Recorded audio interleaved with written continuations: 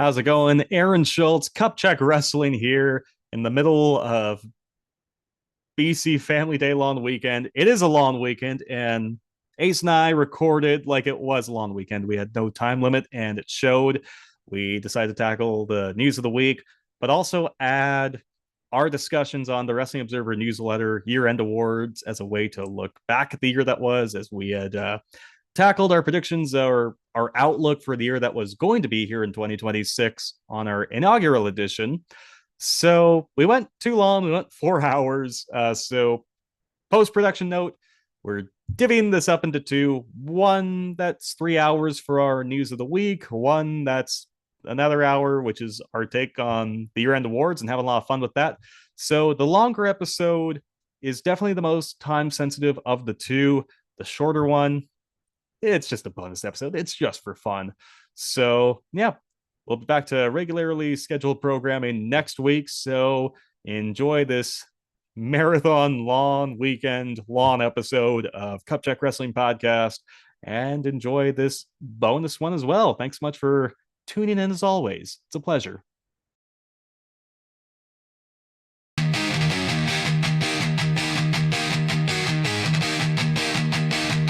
Separated by the Salish Sea, connected by the Rio Graps in BC. This is the Cup Check Wrestling Podcast with Aaron Schultz and Corey Ace Trelaw.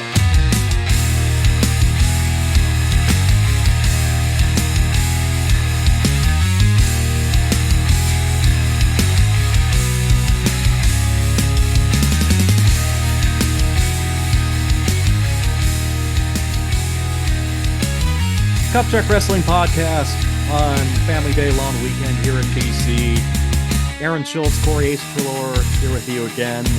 Not the typical lead off to our podcast as we've been accustomed to at this point. Unfortunately, it's been a somber time in our province. A tragedy struck earlier this week in the community of Tumbler Ridge in northeastern BC. On Tuesday, February 10th, 8 people were shot dead by an 18-year-old shooter at Tumbler Ridge Secondary School. 5 students and 1 education assistant were killed. The shooter killed her mother and her 11-year-old stepbrother prior to that and eventually took her own life. It's the deadliest mass shooting in Canada since the Nova Scotia attacks in 2020. It's the deadliest school shooting in Canada since the École Polytechnique massacre in Quebec in 1989. A really small community in Tumbler Ridge, 2,700 residents in total. Know from firsthand, I haven't been to Tumbler Ridge myself, but living in small communities previously, if you aren't directly impacted by this, you know someone who is directly impacted, or they know someone who is directly impacted by it. It's tight-knit community close to the Alberta border, about an hour southeast of Chetwynd, about 4 or 5 hours east of Prince George, and our province's northeast. If you need a locator, terrible story. I almost at a loss for words. It's created a little bit of a somber tone in our province this weekend. It's tough to acknowledge, especially in a silly podcast that likes to focus on wrestling, but it would be a little tone deaf on our part not to acknowledge it in some ways. So for anyone who's impacted in any way by the shooting in Tumbler Ridge this week, our thoughts are going out to you, and we'll remember the victims and be with you throughout this entire step of the way. Yeah, I was gonna say, I'm not even gonna pretend to know what to say in a time like this. All I'm gonna say is that my thoughts and prayers are with the families that were affected. Um, and yeah, it's hard to kind of say anything else about it without it getting a little too emotional. So my thoughts and prayers are with the victims affected by this. Yep, tough one. Best wishes. It's hard to transition into anything else at this point, but we'll do our darndest. It is BC Family Day long weekend. It was also Valentine's Day, the day prior to recording this podcast. But Ace, look, I was going to ask you what you're up to this weekend. It looks like you may have had a different kind of holiday other than Family Day or Valentine's Day at the apartment. I see Cup Check Wrestling. This is not the Valentine's edition. This is the Galentine's edition. what exactly transpired over in your neck of the hood, in your neck of the woods? Yeah, yeah. So happy Galentine's weekend to those who celebrate. I barely made the short list. I think the only reason I got it was because I live here. And even then for a lot of it I was banished to the bedroom. But yeah, no, it was funny. I got in at about 9. Brooke, my fiance, was doing a Galentine's. And then we both worked this weekend. So when we came home to record the podcast here, I totally forgot that it's still all decked out in balloons, in lights under the TV. I think that's a gumball machine there, if I'm not mistaken. So Or yeah, save me a so gumball. yeah, instead of trying to clean up real quick, I figured let's lean into it. So this is the Cup Check Wrestling Galentine's edition. So yeah.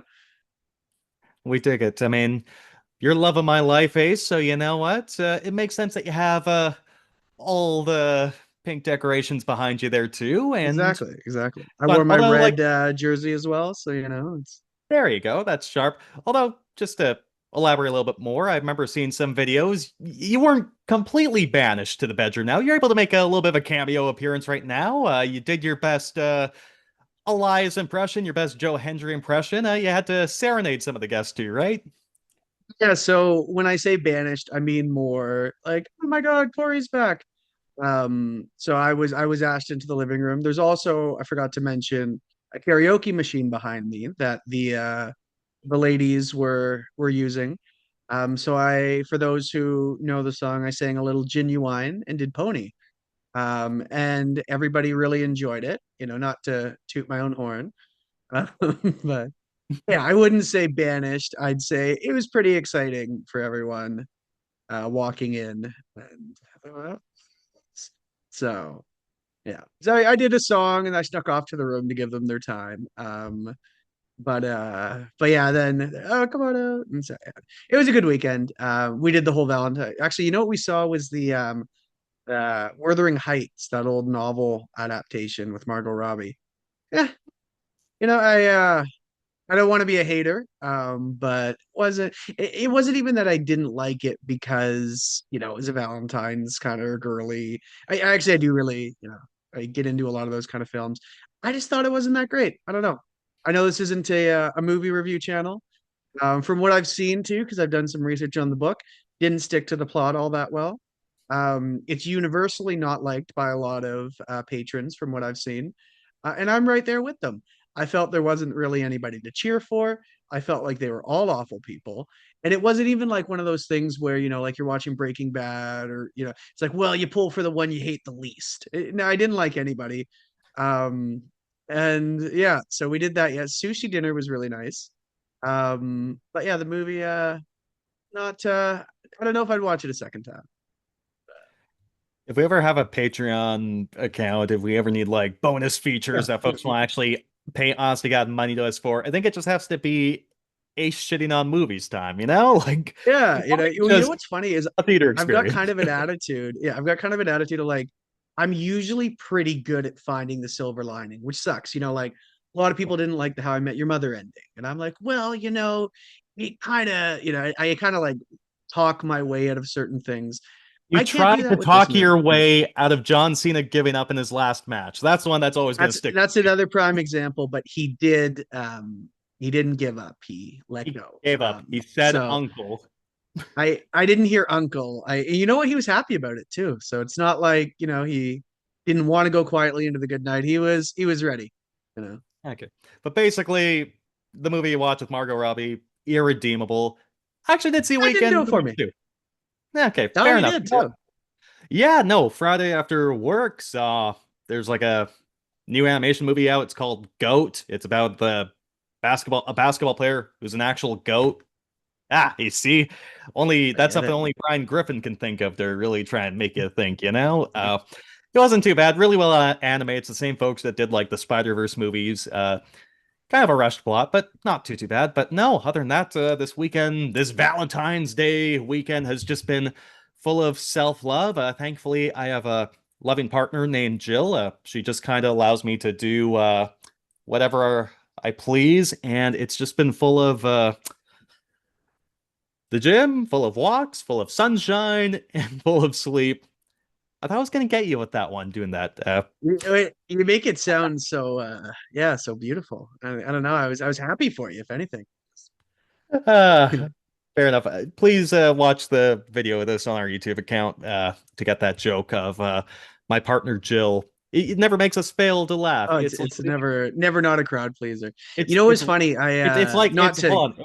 It's like Leo DiCaprio's girlfriend. It never gets old. oh yeah, I'm not What's even gonna going on? touch that one. But you know what's funny? I was initially I was gonna complain, not to kick you when you're down, but I was gonna complain a bit about just the decorations. It was a long weekend, a little expensive. Da, da, da, da. Um, I never want to be one of those people that complains about my steak being too juicy or my lobster being too buttery. So and I'm just gonna say it was a nice weekend, and I'm ready for you someday, Schultze, to find your real Jill. That's not an appendage. So yeah. Fair enough. Honestly, you're telling me, brother. You're telling me. But for right now, my Jill is the sport of professional wrestling. We got a lot to get into. Oof, Uh, Lead story. We got a lot to talk about. we do, yeah, we do. WWE not selling too many tickets for WrestleMania and trying to find out who's the one that did this. Apparently, Seth Rollins and Braun Breaker are cursed. We got more to talk about our independent scene. But first, we have the map to AEW Revolution, their pay-per-view event on March 15th. AEW held their, I'd say, one of, if not their biggest televised show of the year. AEW Grand Slam down in Sydney, Australia, Saturday night. Uh, the AEW Men's World Championship was defended. MJF successfully defends against Brody Kane to the chagrin of Ice. And Hangman Adam Page is the number one contender. Is the number one contender for MJF at Revolution. He defeated Andrade, so we kind of have a path of what this next month is going to lead to at the Revolution pay-per-view. Ace, before we get into the nitty-gritty details, your thoughts on where we're heading over the next month after last night's results?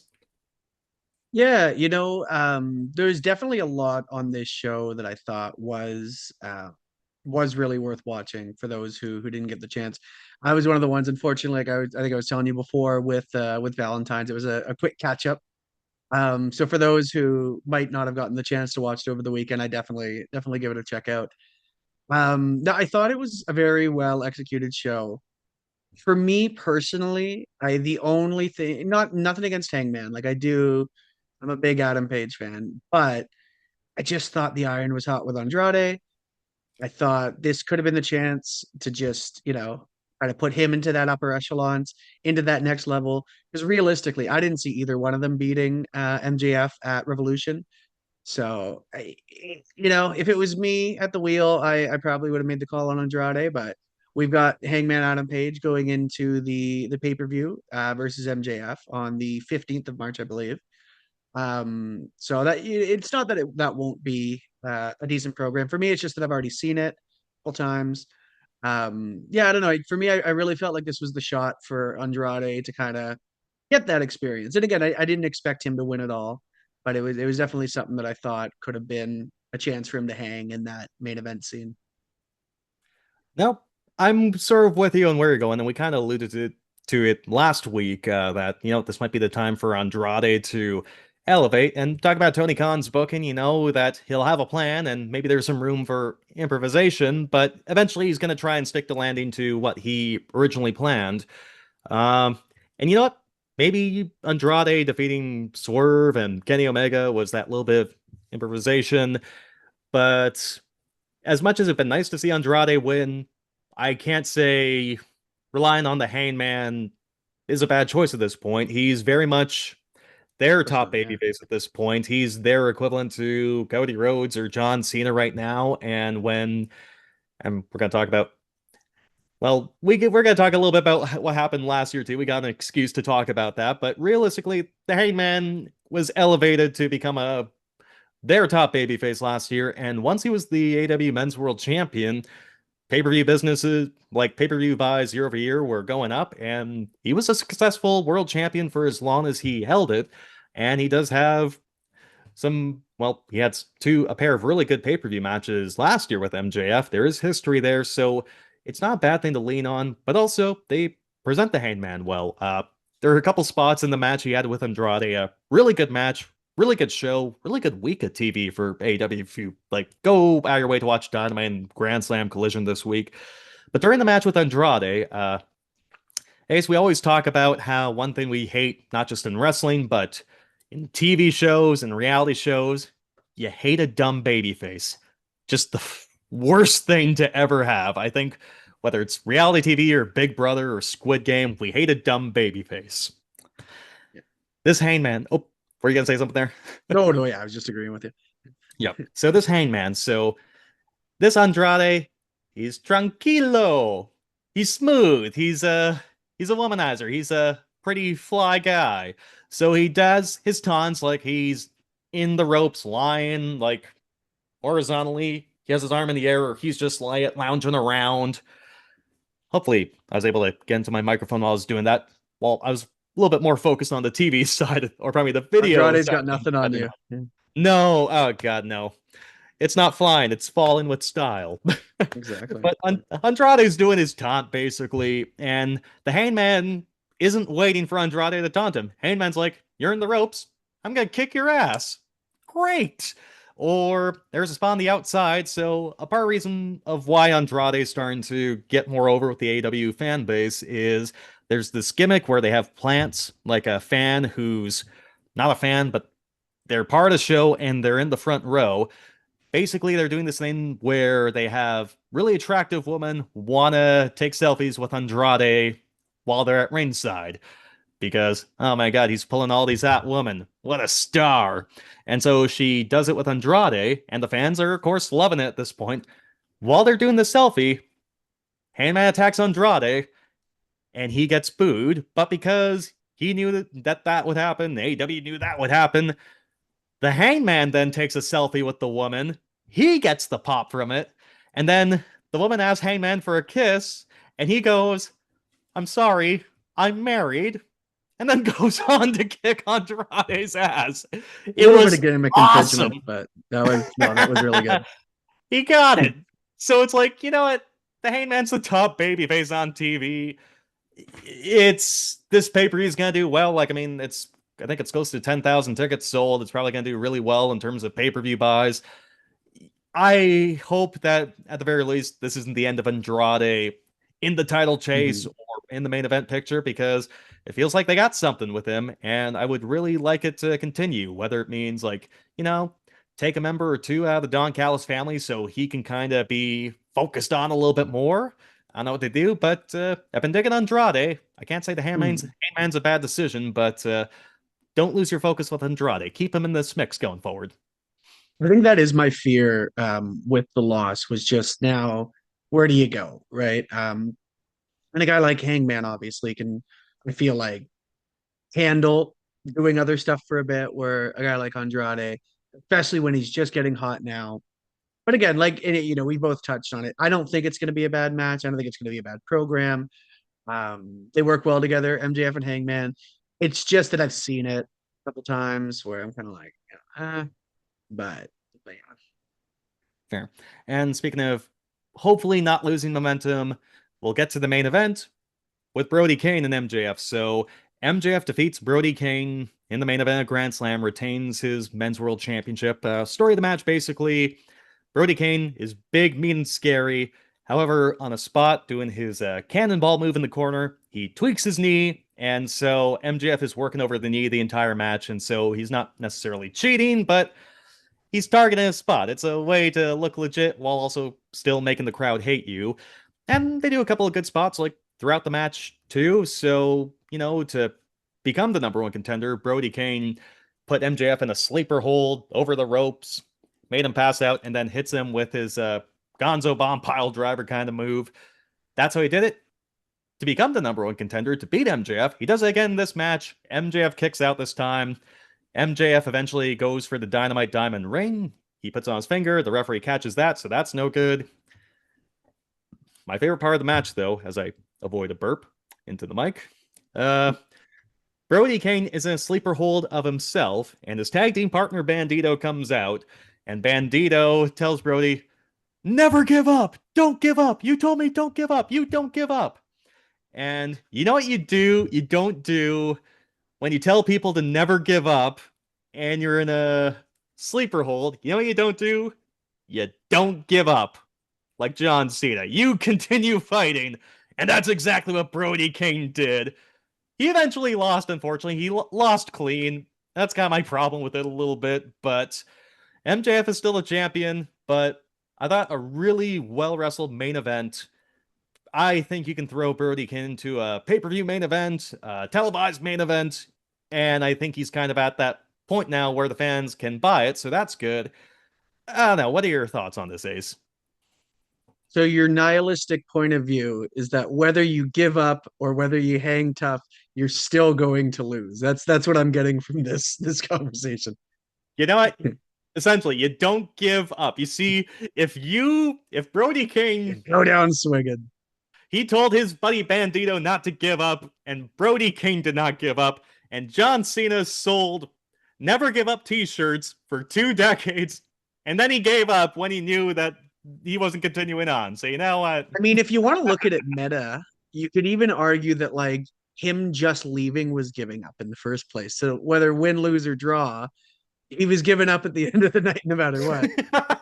So I may have to give you that actually. Yeah, so it's like that was, this we're getting sidetracked here. I'm gonna say this real quick though, because it's on my mind. That was my one complaint with the tap out at first. Eventually I kind of came around where it was like, oh, okay. But one of my biggest complaints at first was that it looked like he was happy to leave. Like he was like, I can't wait to get away from these TKO nut jobs and just, go off to Hollywood and never have to hear the term work shoot again, or this is what we do. I think he was excited. Maybe that wasn't the finish, maybe the finish was supposed to be him heroically telling, Gunther, no way, F you, that I'm not leaving. But he just said, you know what? This is the only way they'll never have me back. I've tapped out. That's a shoot, brother. Yeah, I don't think I don't think Brody King gave up because he can't be Peacemaker. He doesn't have being Pacemaker. That's a good point. He doesn't really have that to fall back on. So. That's what they always say. The most dangerous men are the ones with nothing to lose, right? So. But no, getting back to business for a second. I did think the match was really good.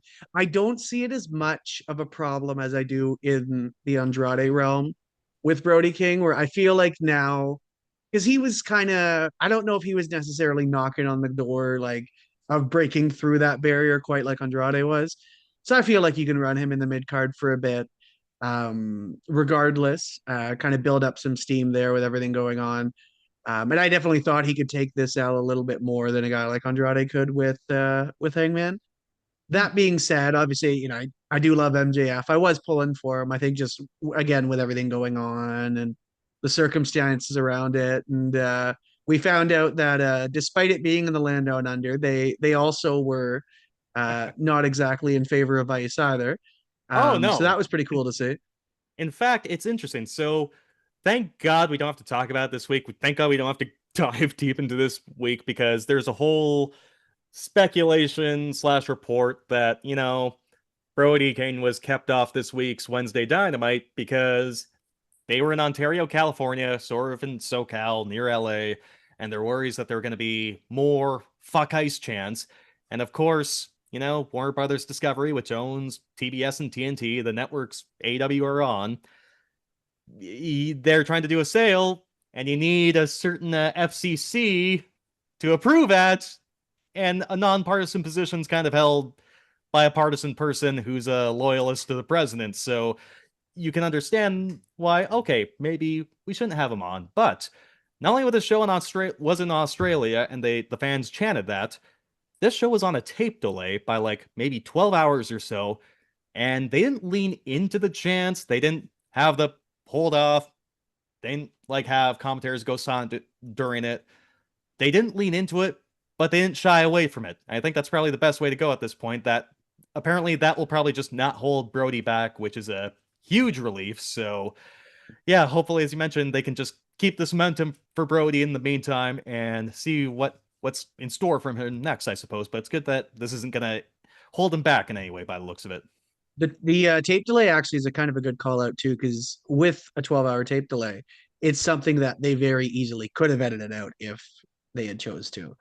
Um, it's also kind of fun, not to get very tinfoil hatty, but I remember even talking to you about it after the reports on Wednesday with like, oh, well, they don't, they didn't want Brody King on there just in case.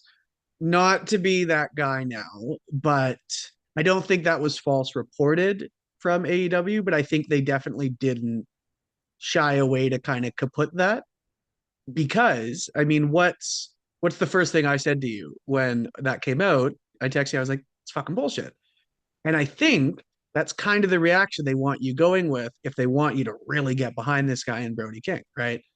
Um, Again, do I think it was a conscious effort? I'm not going to say that, but I definitely don't think it hurts them in this case when they're still going to utilize him anyways. That, oh, well, people kind of think we're holding him back.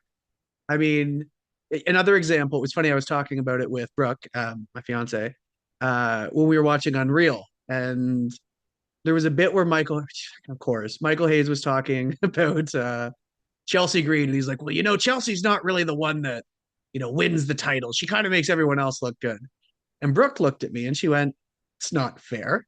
And I said, you're right. That's not fair.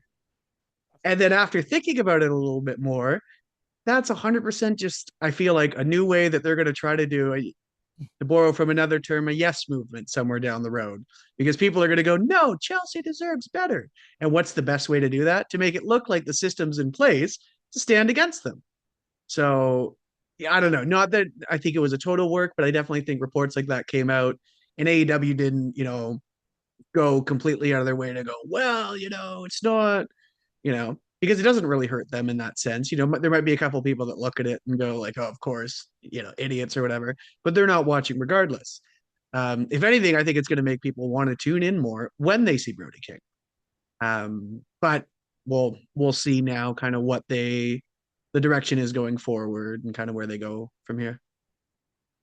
Yep. No, I mean, what's the most successful storyline in the history of wrestling? Steve Austin versus Mr. McMahon, the everyday working man being held down by the corporation. So, well, again, we could be on this for ages. Thank God it doesn't appear to be holding Brody back, but I don't know. I'll pick up a little bit of what you're laying down there. Elsewhere on the show, getting to the nitty gritty of this Grand Slam show. Again, really good show.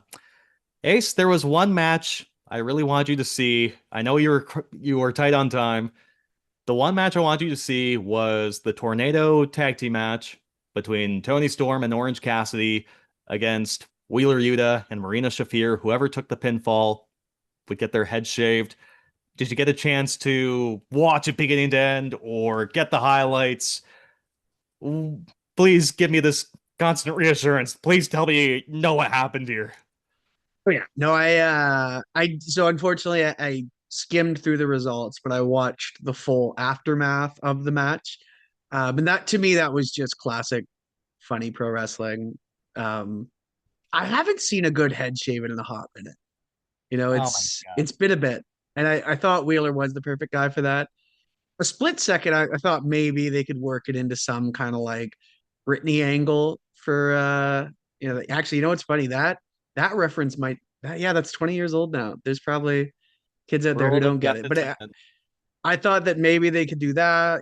I could see maybe Tony Storm being into something like that too. But yeah, they went with Wheeler Yuta, which I thought was likely going to be the thing that happened. And yeah, it was great. I thought it was really funny. I need some moments here because I can't say this is the best match I've seen this year or I'll see this year. It's not the best match I've seen this week. However, this could very well be my favorite segment of the entire year because if I were to show, and I've introduced friends to wrestling over the years, if I were to introduce friends to wrestling, this would be the kind of match, this would be the kind of segment I would show them. And with your blessing, I actually took honest to God notes because I had so much fun watching this live. I went back and watched breakdown. Yes. notes. just to go over how great this was. Okay. I have your blessing for this. Of course, of course. Yeah. This keep in mind too, this for me is also as an avid listener. What You're our number one listener for the Cup Check exactly. Wrestling One of podcast. the only ones, brother. All right, so the context. So on the go home show, Wednesday go home show on the Dynamite, they're in Ontario, California before going to Australia. Tony Storm and Orange Cassidy, they win pardon me, Orange Cassidy wins a match and Tony Storm does a promo from one of the luxury boxes. Wheeler Yuta and Marina Shafir come out with Tony's lover slash tag team partner, Mina Shirakawa. And Wheeler Yuta is the one who cuts a little bit of Mina's hair off. And the heat is insane. Like, first, people just hate Wheeler Yuta. If you don't watch AEW, he's like their Dominic Mysterio. This guy just comes out and gets nothing but heat because when the Death Riders turned on Bryan Danielson and put a plastic bag over his head and then took the title from him and retired to him and murdered him a second time, Wheeler Yuta wasn't initially with that movement. He just became a follower, and people hate a follower for someone who's doing bad things. So everyone hates Wheeler Yuta no matter what. So going into this match, it's in Australia. It's in Tony's home country, I suppose, of Australia. And Wheeler Yuta is even more hated. So the baby faces, Orange and Tony make their entrances. The heels are coming out through the crowd. And the baby faces come out and attack Wheeler and Marina Shafir here. And so they do this stuff like if you see a match and you see like crowd brawling or there's a bunch of different things happening all over the arena, usually you'll have a two shot, like two cameras following the action or four cameras following the action or whatever. They did a cool thing here where they're having one camera follow Orange and Wheeler and one camera following Marina and Tony. Wheeler gets the upper hand on Orange and he runs over to where Marina and Tony are. And so essentially the two cameras are showing the same thing and eventually just goes to one shot. And Wheeler Yuta hits Tony Storm with a pile driver on the outside in Australia and takes her out of the match temporarily. And it's unbelievable heat. So it's just two heels against the one babyface.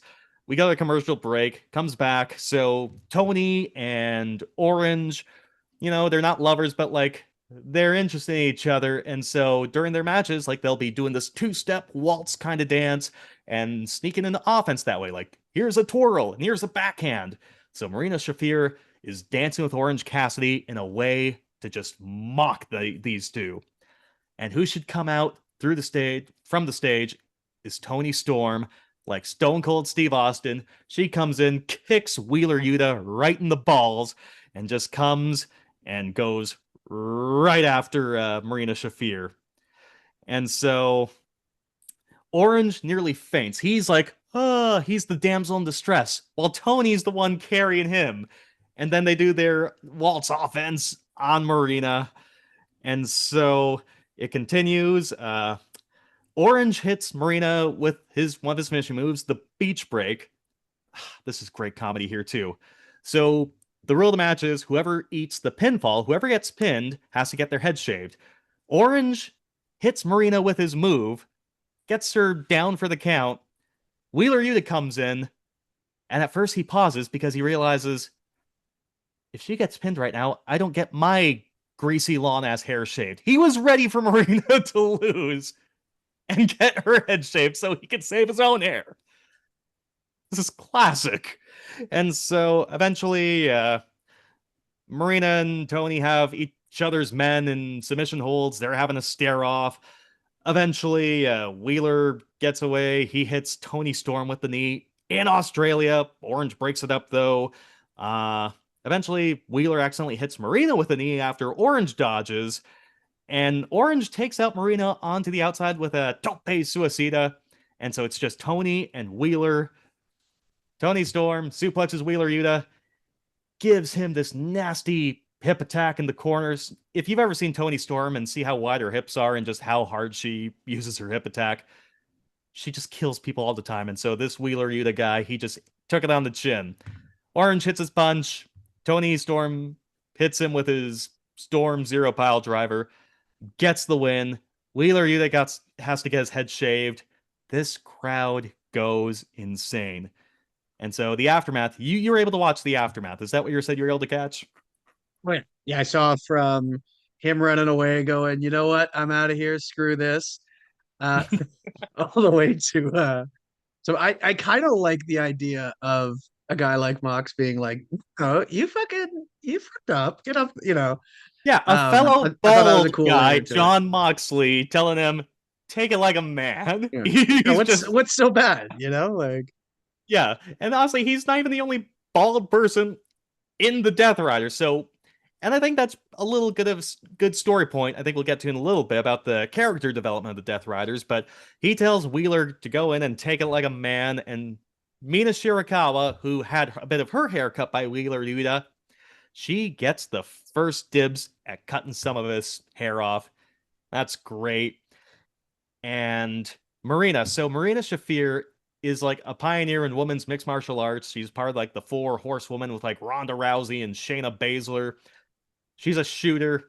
She's holding Wheeler's hand for emotional support as his hair is getting cut. And John Moxley just is in the corner like a disappointed dad, like someone who we know imagine that look from personal experience with our fathers. it's You know, basically if I told my dad, "Hey, the guy at the auto shop is going to change my blinker fluid." That is the kind of look that John Moxley is given to old Wheeler Yuta here. And I think liberal, liberal, liberal, liberal. la, la, la. So eventually, and if you've been watching AEW for years, this part you appreciate a little bit more. So Orange Cassidy's character, for those who haven't seen, his character is basically, if you've seen the movie Wet Hot American Summer, he's Paul Rudd's character in that movie. That's basically who the entire Orange Cassidy character is based off of. He's just a low-key, he's a whatever kind of guy. He cannot hide his shitting grin when he gets to shave Wheeler Yuta's head. And he has his aviators on, he's smiling, and telling Wheeler, I'm sorry. Wheeler goes, you're not sorry.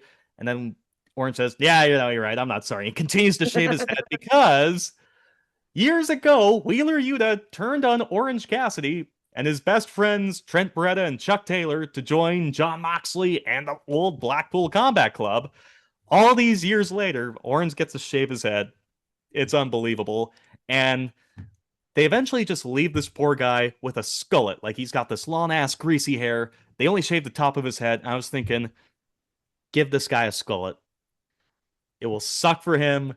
He can wear a Hulk Hogan do-rag. He could wear a ball cap. Something to hide it in public. This guy, Wheeler Yuta, became ugly with his haircut. He needs to be even uglier with a skullet. And I was hoping he would keep it. However, they since had a house show in Brisbane, and I think they just shaved it all off because he just came out with a toque. And I'm like, damn it! Give him a signing bonus or something. He should have kept it. Hate to see it. Finally, got that huge pop we were all looking for. Hey, Yep. Yeah, no, I took way too much on that, but go out your way to watch this segment. Unbelievable, great pro wrestling. And I think as you say it, good, funny pro wrestling, but most importantly, it was fun. This is supposed to be fun, right? I think it's really hard to do good comedy in wrestling because it's really easy to do bad comedy in wrestling. So to find that kind of like dance on the line because you don't want it to be just straight. Like it's I don't even know if I know how to explain it to be honest with you, but it's one of those things where like when you see it, you know, okay, this is bad or this is good. But I couldn't tell you the formula for how to do it. Like it's really and that's the thing. Like you said, it's supposed to be fun, and this was a lot of fun. And this was an example of really good funny. So I thought I'll go back. You talked me into it. I'll go back and watch it in full. It is art. I cannot do this. I can't gaslight yet. Like, I mean, both these shows are great. I'd say go out your way and watch You them. can try. Like, time, I am aware time is of the essence. So anytime I say go out your way to watch something, you just got to do it. So go out your way to watch the hair match on Grand Slam Collision on Saturday. And because we're going to transition to this match, but first, go out your way to watch Wednesday Night Dynamite. Kyle Fletcher and Tommaso Ciampa for the AEW TNT Championship. An early contender for match of the year. Unbelievable action, unbelievable athleticism. And we got a new TNT champion out of it because Kyle Fletcher is defending against Mark Briscoe in a ladder match. And Kyle Fletcher is from Australia. He's defending against Mark Briscoe. It's the 7th match between these two. We'll get into it in a second, but Ace, very quickly, a very short and sweet reign, I suppose, for Tommaso Ciampa. An unbelievable match. I guess your thoughts on Kyle Fletcher getting that TNT title back and just where Tommaso Ciampa lies before we kind of get back on track with a Grand Slam here. Totally, yeah. No, it it was an interesting decision to me because I feel like I think all roads led to Kyle Fletcher regardless. You could kind of see that was division. I'm not sure about having Tommaso win it in between if he was just going to lose it. I think you could have maybe accomplished the same thing, say, just doing the ladder match in Australia and having Kyle win it there. That being said, both matches were, incredible. But yeah, I don't know what this means for Tommaso. It's definitely an interesting choice. I'm not gonna say right off the because I'll need to see how it kind of goes with Ciampa afterwards. I mean, if nothing else, what do they say? This is his first singles title, I think, since being on the main roster in WWE. So Yeah, it's something, but yeah, I don't know. it did, like, the TNT title win was important. It did make Ciampa. It established him right from the get-go. Totally. Yeah, There is yeah. no, well, there's, in my opinion, I don't think there's anything bad about losing to Kyle Fletcher. No, It, no, of course not. I, Yeah, I think, well, I think we'll talk about it a little bit later because we got some awards to look after. I think there is an argument to be made that Kyle Fletcher might be the most outstanding pro wrestler in the world right now. This guy blows me away every single time. He looks like the complete package. Uh, but I think it's that point, like the TNT Championship, it's a middle of the card championship. I think it's probably time Kyle Fletcher should move up to the main event scene permanently. Mark Briscoe as well. I think it did establish Ciampa on the AEW for the AEW fan base a little bit more. We'll see how it goes because we talked about, okay, you got some momentum with Andrade Brody King. Don't halt it. Do not do this with Tommaso Ciampa. Do not halt his momentum. And if there's a way where Ciampa can win this TNT championship back from Fletcher down the road, I think it's all's well that ends well there. But No. we'll see. But no matter what, and we'll get to the Slayer match because Kyle Fletcher retained successfully against Mark Briscoe. Now that this feud appears to be done, put Mark Briscoe in that main event scene, have him chase MJF. They had history. As soon as like Kyle Fletcher's done with this TNT championship, he should just be in the main event scene, and hopefully there's a way for Tommaso Ciampa to get that win back. Yeah, I think we touched on it a couple of weeks ago too, but like we kind of had that thought of like how do you feel and how do you think maybe some AEW fans feel about someone coming in right away and winning the championship?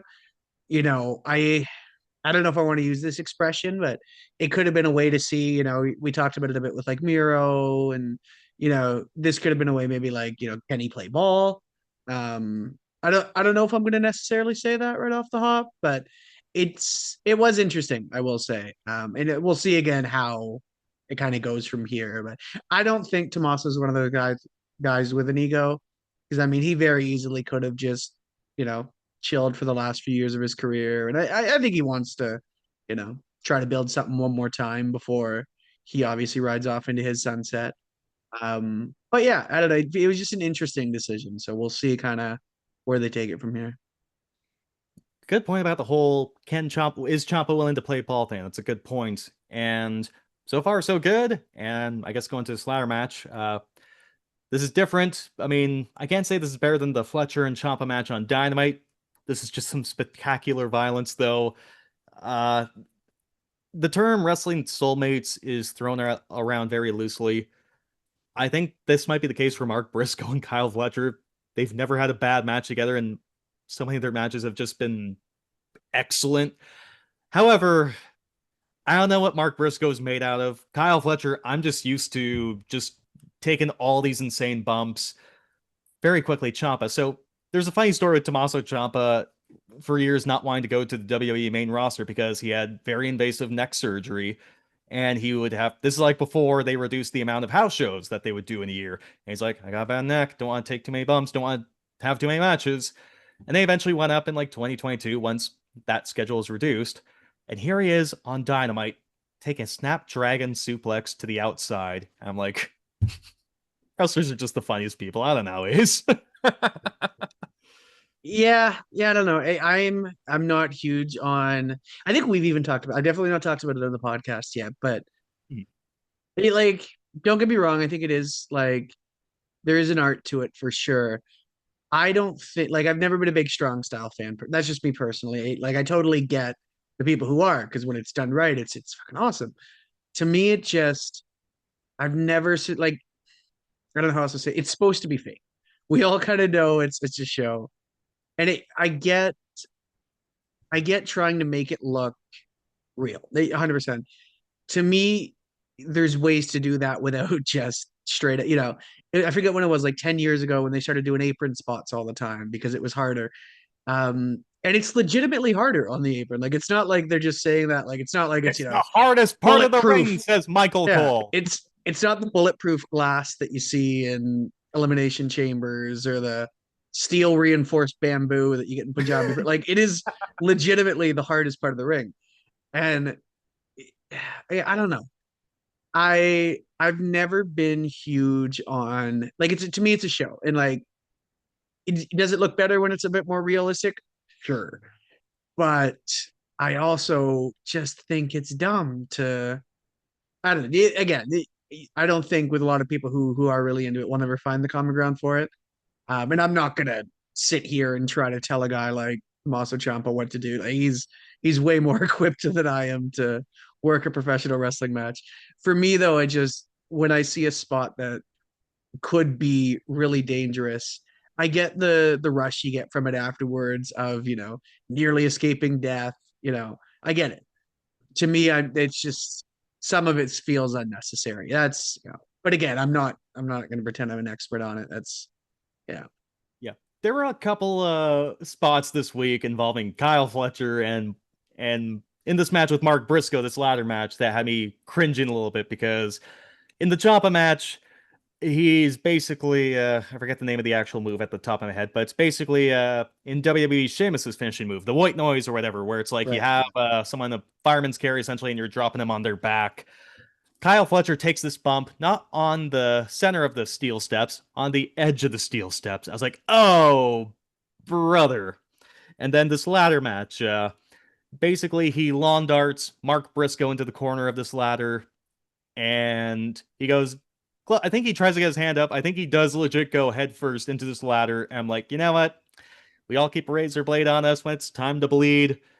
I don't think Mark Briscoe needed that. I think he just got busted open the long way doing that. Or Kyle Fletcher's throwing Briscoe. It looks like he's trying to throw him onto the apron to do an apron spot. I don't know if this is intentional or if this was missed. Briscoe goes into the ropes, like the top two ropes. He gets thrown into the top two ropes and then hits the apron right afterwards and goes down. I'm like, ah! And then they crash through a ladder eventually. Or this should have been the finish. If there was one critique I had with this match, it was the finish. So Kyle Fletcher's finishing move is a brain buster, which is you're picking someone up for a vertical suplex, and eventually you're not dropping them straight on their head, but kind of like where in between your shoulder blades, like very high on your back. Kyle Fletcher hits Mark Briscoe with a brain buster off the ladder, and it's not the finish. Briscoe tries to climb back up one more time. Fletcher just knocks him down into the ropes, and then Fletcher pulls down the championship and wins. A little anticlimactic when you have a brain buster off the ladder, but Mark Briscoe, you're braver than I am. You're more durable than I am. If you're willing to take a brain buster off the ladder, props to you. God, this is some insane stuff this week, though. Yeah, like I said, I'm not going to tell professionals what to do while I sit here from the comfort of my home and have never even thought about training in pro wrestling. Yeah. but yeah, it's funny now that I'm thinking of a few ones. I think it was like 2018, 19 when they started doing it too. But the edge of the chair spots, I also have never liked either. When they like set them the six, I think Adam Cole used to do it all the time in NXT. Hmm. Um, yeah, I don't know. Like it's a weird wrestlers are fucking weird, man. Like it's honestly like it's let's do something crazy and see how if it hurts or not, or if and the toughest guy survives. And it's still kind of like lughead in that sense. But again, if that's the culture, I can And say as a student in university, that's kind of crazy, but it's the world they're in. So, more sometimes, power to them. and sometimes people know their own bodies. Like one example, I remember 100%. AJ Styles in the 2000s in TNA. There were so many bumps he would take. I was thinking this guy's not going to have a long career.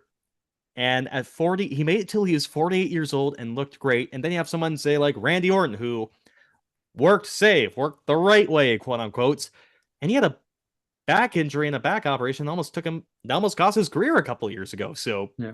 wrestling's kind of you never know. It's an exact science. Like look at someone like Darby Allin, who could basically be a professionally trained stuntsman. If I tried to do that, I'd be toast.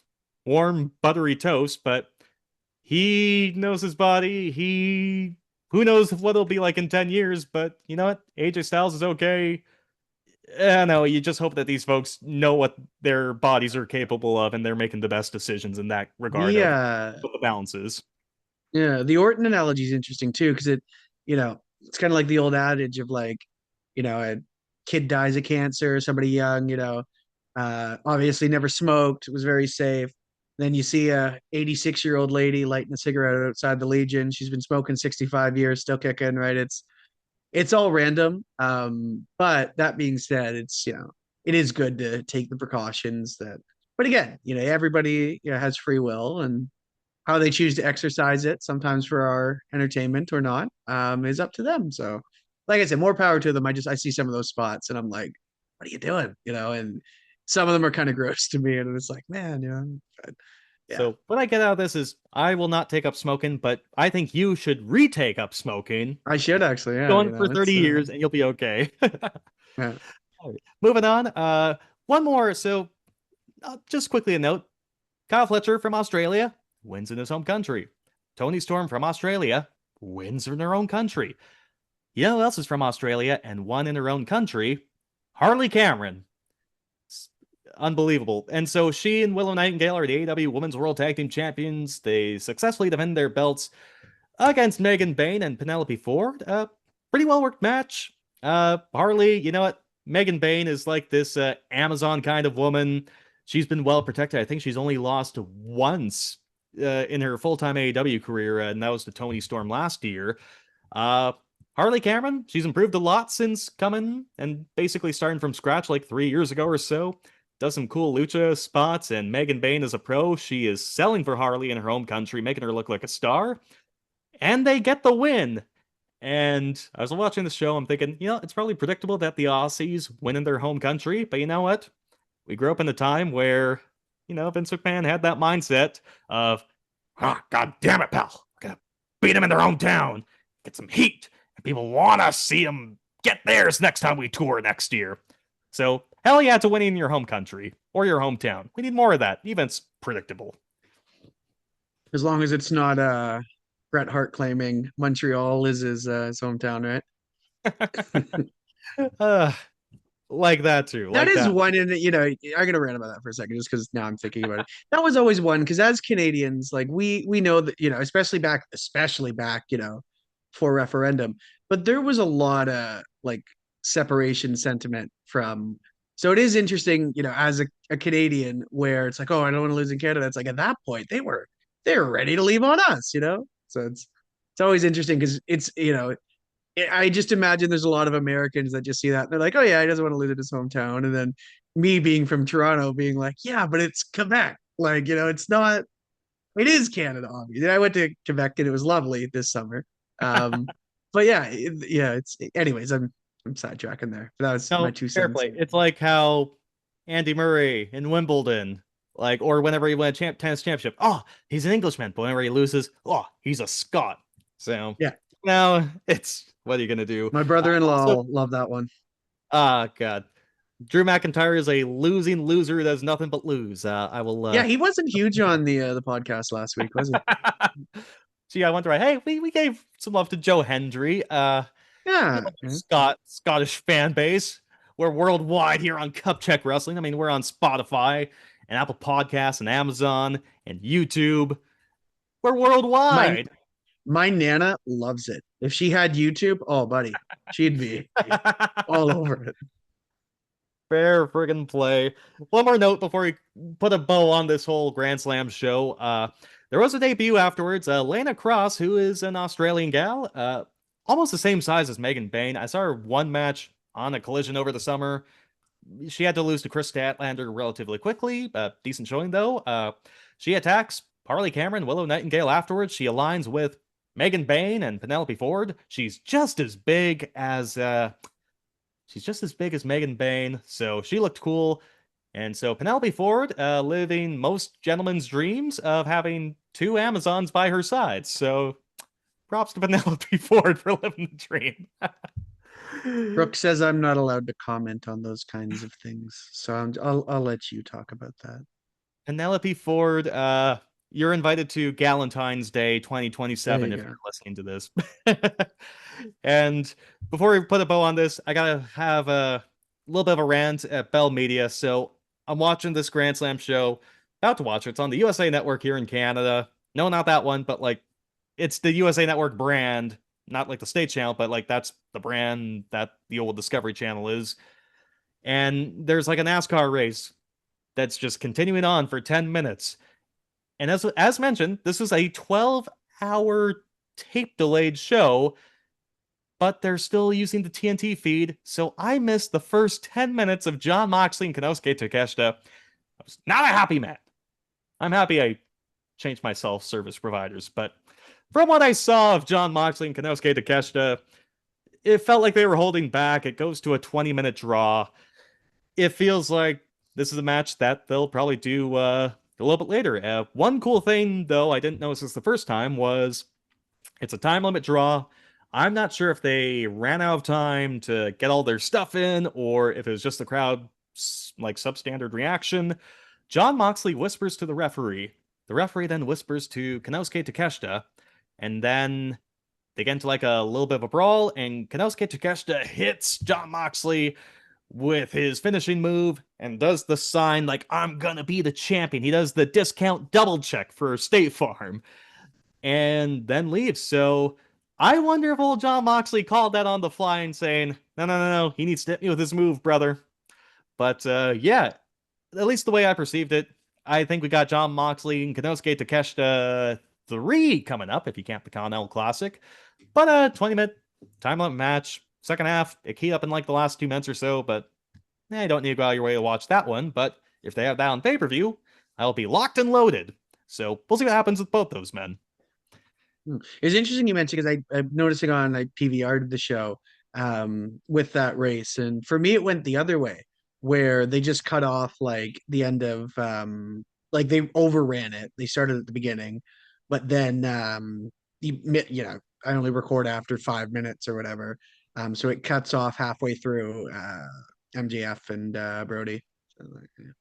Yeah, annoying.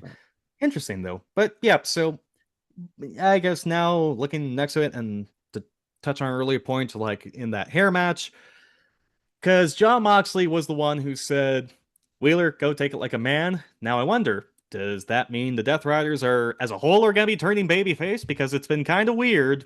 You know, John Moxley's kind of a babyface now, but the rest of his groups are, the rest of his group, I should say, are still heelish. But on Dynamite this Wednesday, fantastic opening match with Pac and Claudio teaming up with Moxley to take on 3 members of the Don Callis family. It was Takeshita, and I believe it was Mark Davis and Josh Alexander. It was a good old party match of just guys being big, mean, and scary and hitting each other hard, but it was the first time it felt like Claudio and Pac were acting like baby faces alongside John Moxley. So I don't know. I feel like we're almost at a point where something needs to happen here. Like these Death Riders, either need to be baby faces together, Wheeler Yuta and Marina Shafir included, or they gotta turn on John Moxley. I think we're hitting this rubber meets the road where something's gotta happen because this is a little too odd for me. I don't know what to cheer. I don't know who to cheer for. Same thing with the Don Callis family. I'm supposed to be cheering for Konosuke Takeshita, but it's that slimy bastard Don Callis and all his mean, scary men. I don't know what to do. I feel like we're in this rubber meets the road situation. I'm not sure how you're perceiving this, Ace, but hopefully we get something sooner rather than later. Yeah, I'm kind of thinking the latter. I do see eventually them running Mox and Claudio. So I see more them turning on Mox. And we'll see. Yeah, I mean you could go either way, obviously, but Something sooner rather than later. Going to Dynamite now. Another newsworthy show. I mean, the first hour of Dynamite was probably one of my favorite hours of wrestling TV I've seen in ages and ages.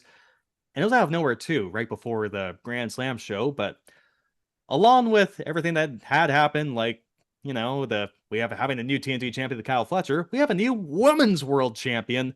Tekla defeats Chris Statlander in a strap match. Uh, Pretty good story. Essentially, Statlander gets goaded into challenging Tekla in the strap match because Tekla straps Chris Statlander, hits her with a strap over and over on episode Collision.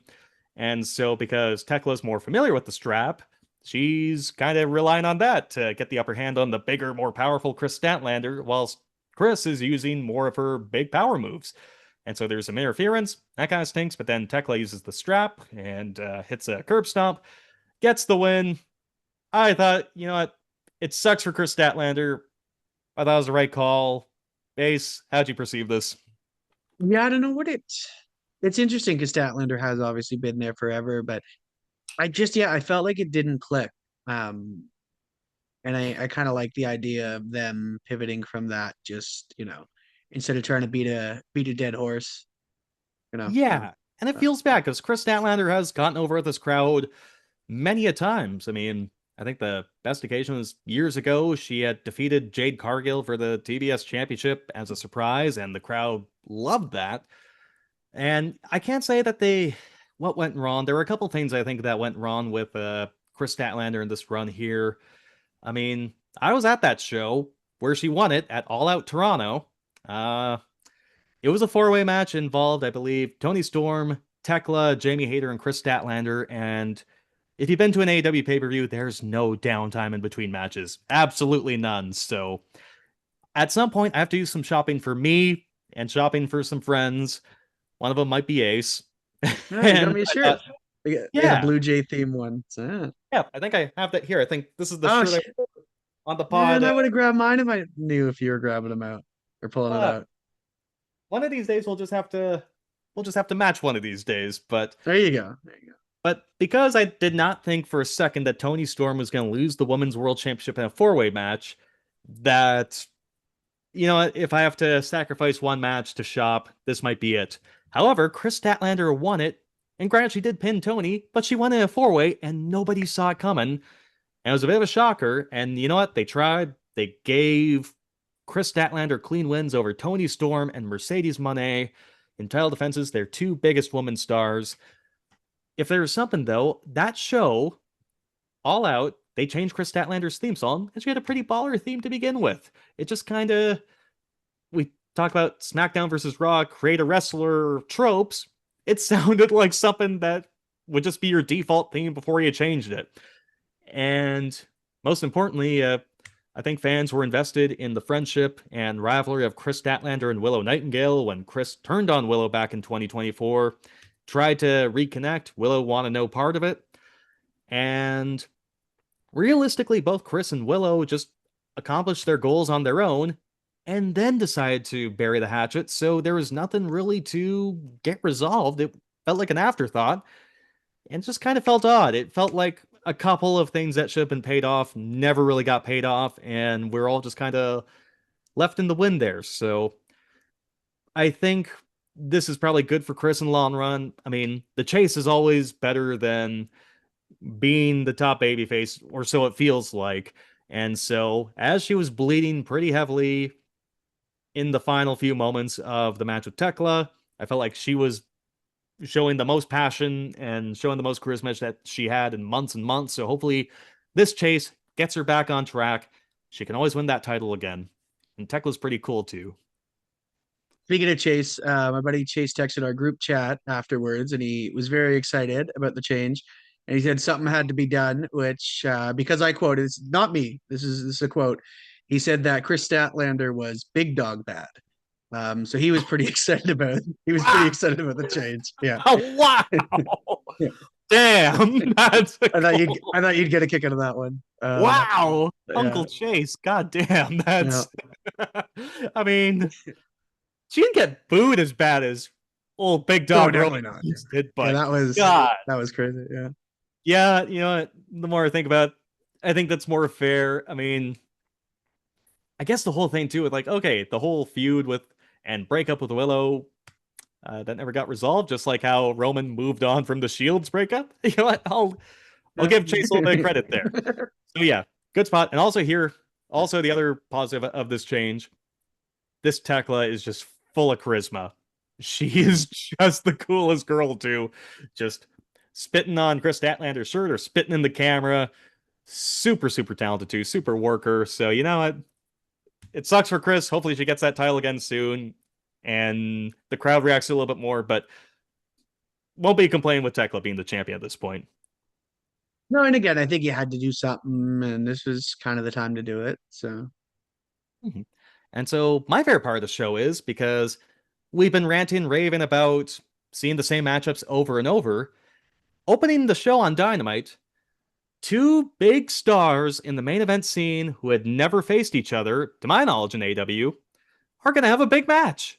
Kenny Omega and Swerve Strickland opened the show, and they're both in the hunt for the Men's World Championship.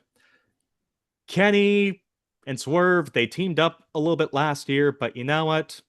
Swerve is telling Kenny, you know what? You were the guy. This is our generation now, basically. And two egotistical guys want to be the champion. They got a brawl. They're gonna have a match next week, or pardon me, this Wednesday on Dynamite. Probably title implications on the line too. I thought this was great. I think this matchup's great. I'm surprised it's gonna be on Wednesday TV, but maybe there's something else down the road. Maybe there's a rhyme or reason, but this gets two thumbs up for me, Ace. 100%. 100%. It's actually crazy. I mean, Omega has been gone for a while too, but like it's wild to think that they haven't laced up yet against each other. Yeah, I guess Kenny was. Swerve did mention, for example, you're either in the hospital or you're suspended. And Kenny has been away for a lot of time. Swerve has been in AEW. The first one was recovering from multiple operations and suffering a case of vertigo. And then he was suspended for a couple of months from the infamous brawl out involving the Young Bucks and CM Punk in Chicago back in 2022. And then he almost died of diverticulitis and missed a year. As So, one does. Yeah. as one does. So, Well, yeah, because when it was 22 that Swerve came in, right? early Or 22. 23, 22? I think it Yeah. was Revolution 2022. So Kenny was Right. not back yet from dealing with vertigo and the operations because he came back to a trio situation when the trios championships were being established. He's Right. dealing with the Young Bucks. And so that Right. was Right. still Okay. a couple months away. And then Brawlout happened, and then there was a suspension, and then they resumed the trios plan. So a lot of stuff happened. Yeah. Yeah. Yep. Man. So God, yeah, even all that being 4 years ago. Jesus, man. I hate this. We're old and death is imminent. Yeah. Wild. That's the theme of this show, quite frankly. It's not where the big Yeah. boys play with each other. It's we're old and death is imminent. Every time, like I always say, it's always the recent ones that get me. Like if you tell me, hey, 2006 was 20 years ago, I'm like, ah, fine, I get it. If you're like, hey, 2017 was 9 years ago, I'm like, shut the fuck up. Like, no. And especially in the pre-COVID world, because COVID still feels like just a couple of years ago. Yes. And we're about to hit what's it on March 15th? That's 6 years now. It's crazy. Can we just shut this off?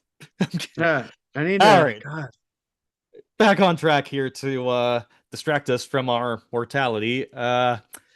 So yeah, Kenny and Swerve. I mean, the one thing I thought I had this assumption that, you know, AEW, I mean, they did just on this Grand Slam show.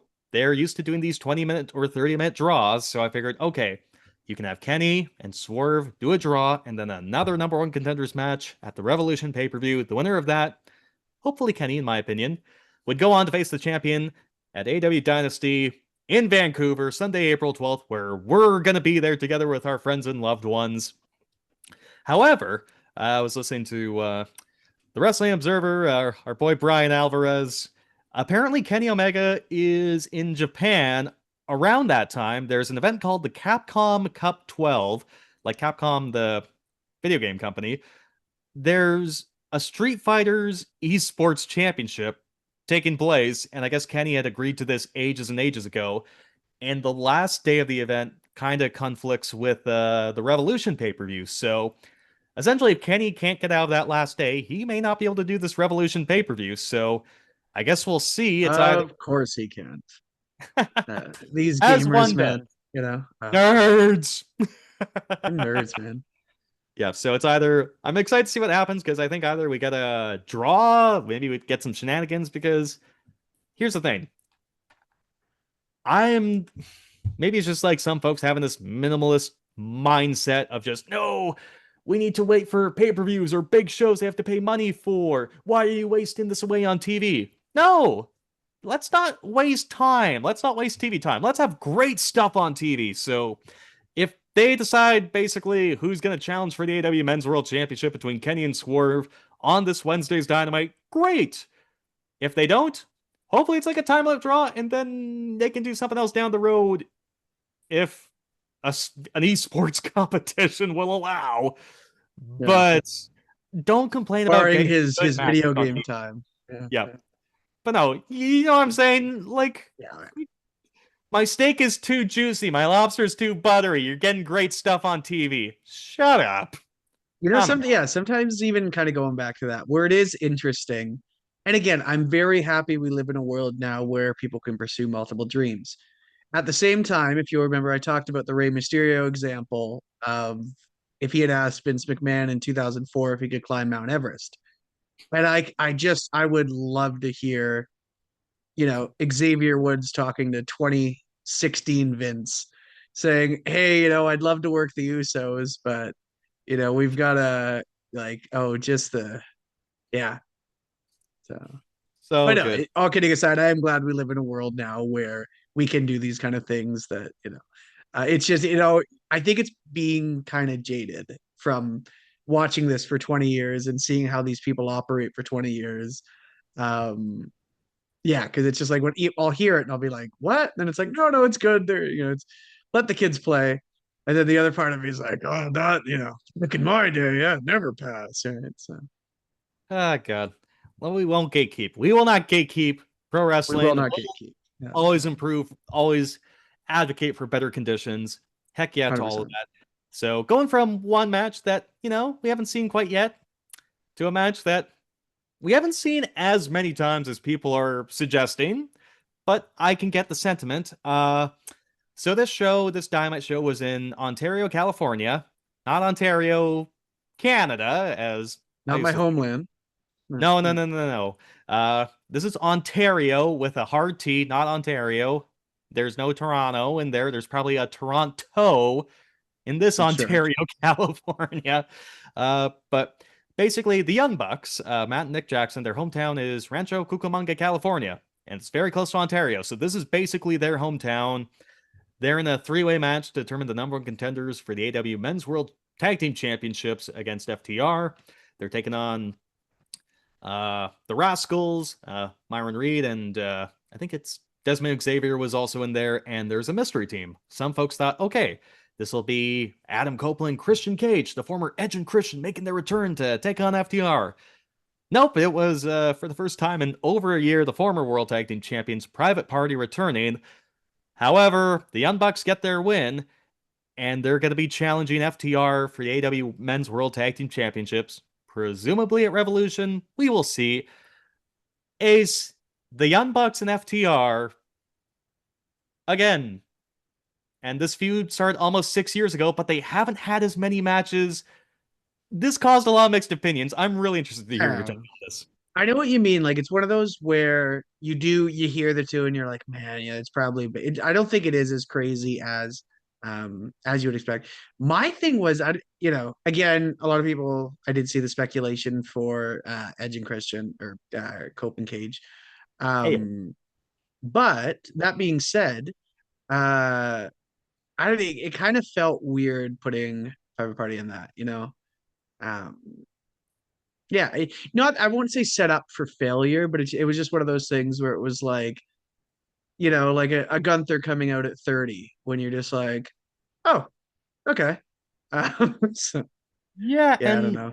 for Private Party, I was at the show where they first, well, when the Young Bucks were the tag team champions in 2024, where they had their executive vice president EVP gimmick going full steam ahead, uh, there was a decision of who should be the ones to beat the Young Bucks. And so Private Party, who had their best match 5 years prior with the Young Bucks, and if you want to talk about a situation where the fewer dates being available in WWE and AEW are impacting younger talent, there aren't many better examples than Private Party. It feels like ability wise and spot on the card wise, they were in the exact same spots they were 5 years ago, but they have another fantastic match with the Young Bucks. And Tony Khan decided, nope, these are going to be the ones that are going to defeat the Young Bucks next go around. And they do. And it was a fantastic match. But then honestly, I will say Tony didn't have the best creative for them because they were just watching number one contenders matches for next month. And then they had a four-way match where they weren't the main feature focal point. And then they just were jabronied out to Shelton Benjamin and Bobby Lashley, the Hurt Syndicate. And we didn't see them for over a year. And they only worked, I think, one independent date during that year. And so I'm hoping for the best with them coming back, but my optimism is not too high for our friends Private Party there.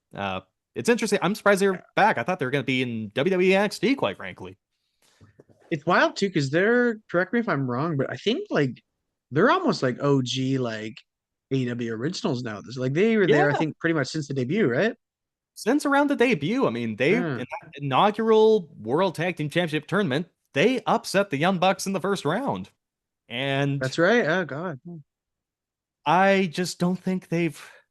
And like, there are so many talents like this. We could be here all day, like your top flights, for example, or someone like Hook. A lot of guys who feel like we're Anna Jay. There's a lot of folks who feel like they're in the same spot, and you need to practice. You need not just matches. It's basically like an A job. You need reps. You need Yeah. to You practice. need to You get need to your work. reps in. Yeah. And I'm hoping for the best for Private Party.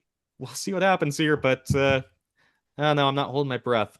Uh, we can go more Yeah. on the Unbucks and FTR if you got any more, unless you got any more takes about Private Party. Quick. No, I was actually going to start to segue that a little bit more to even kind of touching on the topic of, I'm so glad that, a lot of the quality of life has improved for wrestlers nowadays and they're not working these crazy schedules. But the one old traditionalist in me is big on you got to get those reps in. And, is it cool that they can, work a bunch of matches back and, back to back and then have a month off? Yes, it's awesome. Do they get guaranteed deals with it still? Yes, it's awesome, but they're just not getting that in. And it's tough because, you know, again, I hate to get into this because it just makes me sound like one of those old guys yelling at the clouds. But it's, when you're working 5 nights a week, which to be fair, it's a bit crazy. But when you're doing that and you're working in front of a live crowd and it's just you're that's how you learn. It's how am I happy that they don't have to hop on a flight and go to the middle of the Southwest and, work and then go somewhere in the Midwest the next day and do the same thing? And, yes, but you're never going to get better unless you do that. And it kind of shoots these kids in the foot where it's like, you know, no shit, they come in and they're kind of green. They haven't gotten a chance to, you know, Mhm. that's just, yeah. I Yeah, could be here all day complaining about that, but no I doubt. actually, and I see them as an example for it too, right? We'll be here longer than this FTR and Young Bucks feud at this rate. But about that, I don't know. Because here's the thing, I get it. I think it's just the fact they have to go back to FTR and the Young Bucks is kind of a sign of the tag team division not being as much of a strength as it was in the early iteration Um, of AEW. yeah.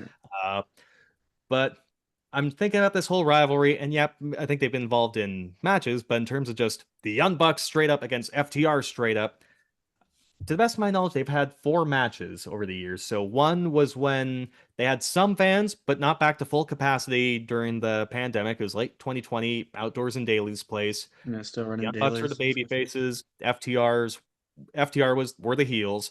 Their rematch was when the turntables. FTR is now the white meat baby faces after defeating the Briscoes. They defeat the Young Bucks. Both fantastic matches, by the way. Like, these two teams have never had bad matches ever.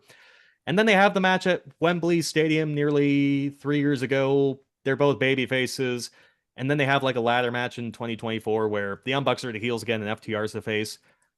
I don't think that they've had in front of a full capacity crowd, which is probably what they ideally wanted to do in 2020, where the Young Bucks were the white meat baby faces going against the heel FTR group.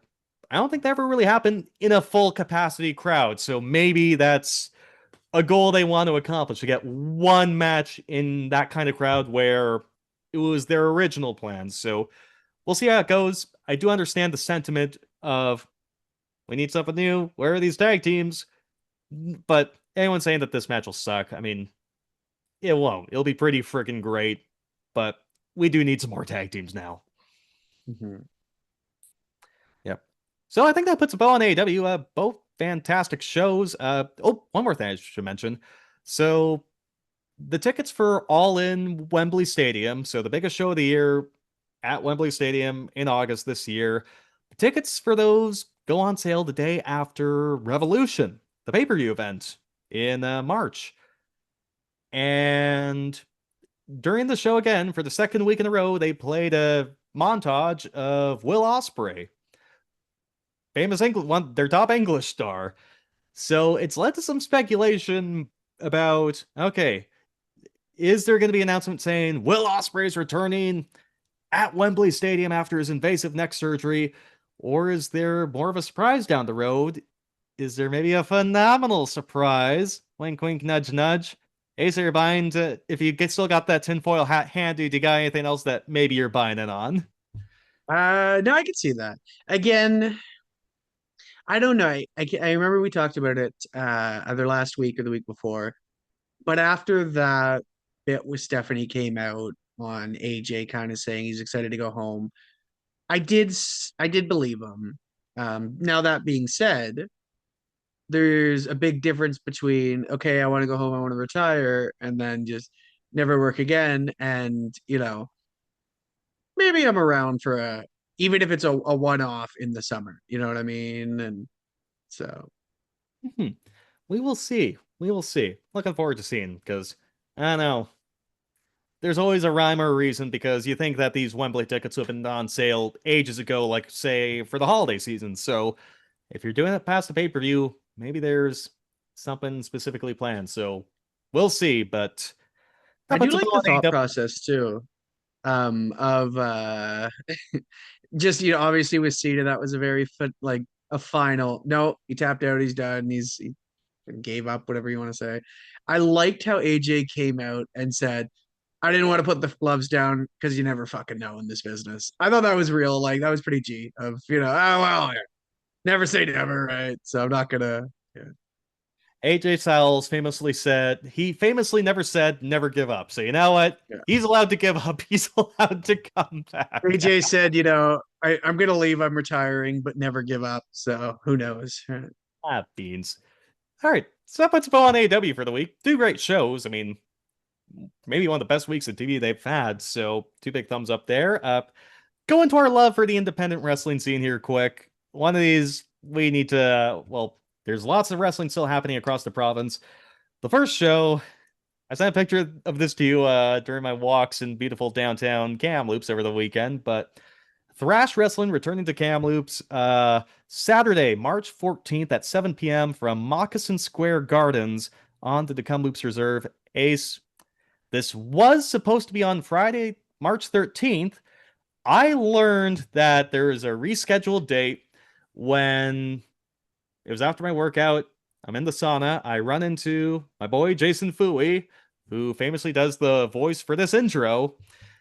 And I asked him, hey, you gonna do concession? Are you gonna be serving people popcorn again, just like you did in January? And he says, it would have worked. Unfortunately, they had to reschedule, so it's not gonna work out this time. And that was how I heard of it.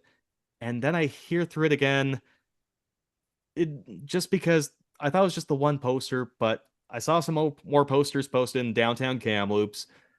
This was supposed to be set for the 13th, and I send you this picture.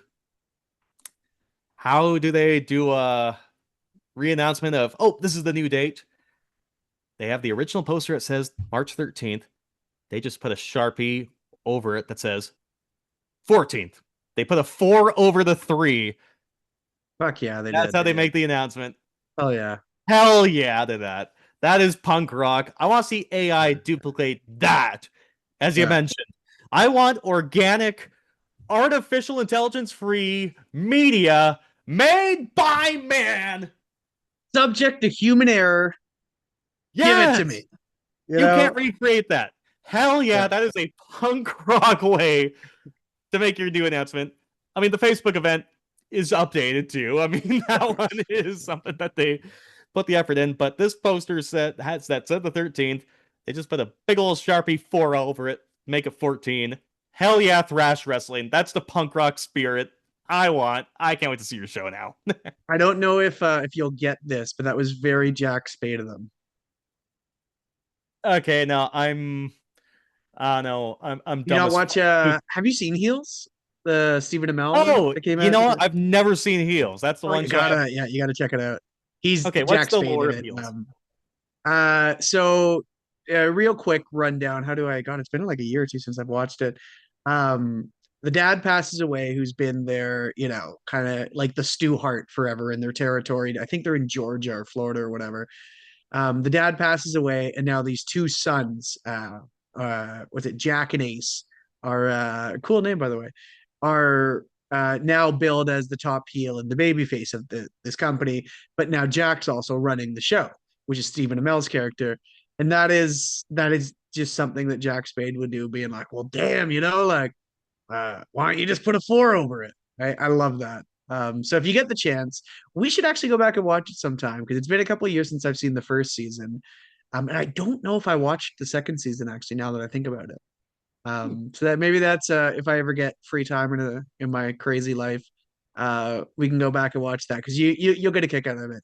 It's very the one complaint I had with it, and I get that it's kind of the same complaint I have with Unreal, excuse me, where I get it's made for like a population that doesn't watch wrestling. So it's like they hold your hand through, like, a lot of exposition of like a new wrestler coming on and being like, what's kayfabe? And then one of the veteran wrestlers being like, well, everything. So it's very like inclusive in that sense. That being said, it's hard when you're familiar with it, and you kind of just wish they could like run through that stuff without well, what's a work shoot, Jack? Well, you see. So that's my only complaint, but it is a really fantastic show. And anybody who hasn't watched it, I say you should check it out. It's it sounds like you're gatekeeping wrestling there. It's like you don't want folks to be introduced to this It's business tough. after all. It's funny. Our buddy Mike, actually, shout out to him, kind of brought that to my attention, where he threw in one of our group chats. He had said like, "You're such a fucking gatekeeper, Ace." And I never thought of it, but I imagine, of course. But I think I am, and I don't want to be, and I want to work on myself. So you know what? Wrestling is for everyone. But just liberal, la la la la. No just gatekeeping do a little wrestling. fucking research. That's all I'm gonna ask. Just do a little fucking research, and yeah, and man, that's the end of my rant. Yeah. We need to get back. That being said, watch Heels, and yeah, let's get back on track. Watch Heels. Watch. We'll find other shows too. Watch Heels. Watch Thrash Wrestling if you're in the Kamloops area on Saturday, March 14th. 14th, not 13th, at 7 p.m. from Moccasin Square Gardens onto Kamloops Reserve. If you're also in the interior, another pair of events from Thrash Wrestling. They're going to be in Penticton, Friday, February 20th at 7 p.m. from Luso Canadian Multicultural Society. And then in Vernon, Saturday, February 21st at 7 p.m. at the Schubert Center. Going to the island in Ace's neck of the woods, March 27th, Friday, 6:30 p.m. in Langford at the Langford Legion. And then Saturday, March 28th, Nanaimo, the Centennial Building. Low stock on tickets. 6:30 p.m. as VIPW moves back to the home base of their territory, brother. Another month later, Saturday, April 25th, 6:30 p.m. at the Meller Hall, the Cowex grounds in Duncan in the Cowichan Valley, and all the way down the road, WrestleFest 3, the biggest show on Vancouver Island. Tables, ladders, and chairs in the main event. That's Friday, June 19th, 6:30 p.m. from the Frank Crane Arena. WrestleFest 3 should be a hell of a time. Going to the mainland, Nation Extreme Wrestling presents Pay Your Dues on Saturday, February 21st, just a little under a week away as of recording. It'll be at the Wise in Vancouver, BC, Saturday, February 21st, 8 to 10:30 p.m. All-Star Wrestling as well in the Lower Mainland. We have All-Star Wrestling, The Young and the Restless from the Alice McKay Building in Cloverdale. That's on March 7th. And then All-Star Wrestling Heavy Mania 2 from the Abbotsford Arts Center on April 4th. And quick little segue here. We're going to get through the dates here first, but we're going to talk a little bit about Boom Pro Wrestling in Vancouver. They're getting a little bit of a mainstream recognition here from a certain magazine, but very quickly, a lot of these shows, these are the shows that Boom Pro Wrestling is putting on that are not sold out. So Saturday, March 7th, Kids League Night 6 from the St. James Community Square in Vancouver, BC. Saturday, March 7th, 8 p.m. And then Friday, March 27th, 8 p.m. Boom Pro Wrestling Key to the City, taking place from the often sold out Commercial Drive Legion, the third floor in Vancouver. The Coco Harriet Invitational is taking place on Saturday, March 28th at 8 p.m. Again from the Commercial Drive Legion, the third floor there in Vancouver. And finally, Saturday, April 4th, Sunshine Coast, Boom Pro Wrestling in Powell River at Dwight Hall, Saturday, April 4th at 8 p.m. Those are the events on Boom Pro Wrestling that are not sold out.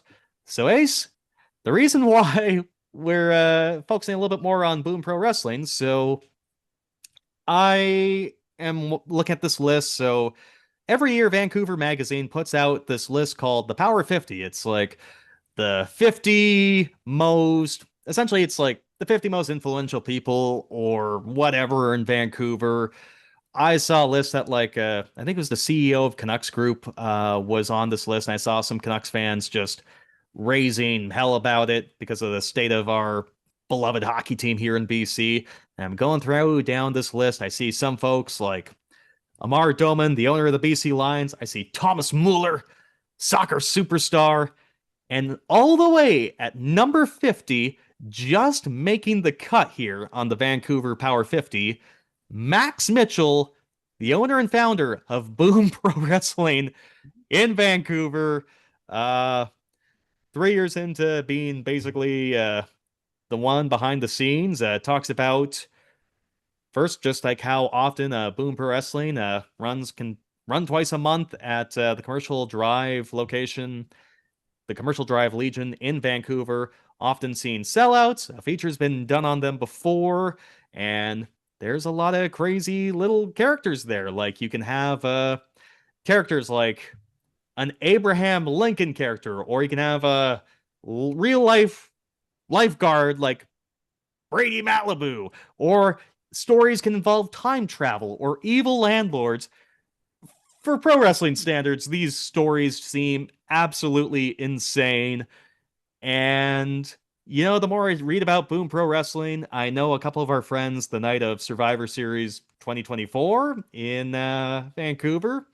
A lot of them went to the Boom Pro show afterwards, had a grand old time. The more I read, the more I think that is something we need to knock off our bucket list here. I'm not sure if 100%. look at the events, the time will come maybe when we're going down for AEW Dynasty in Vancouver, but when the stars align, sounds like a pretty good time there at the Commercial Legion. Anything Totally. up there scratch your fancy? Time travel, a wrestling Abraham Lincoln, anything there it's tickles your fancy?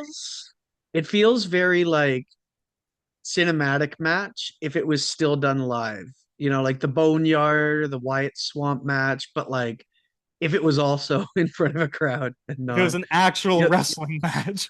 like if the Broken Hardys, if the Hardy compound was in like Surrey, you know what I mean?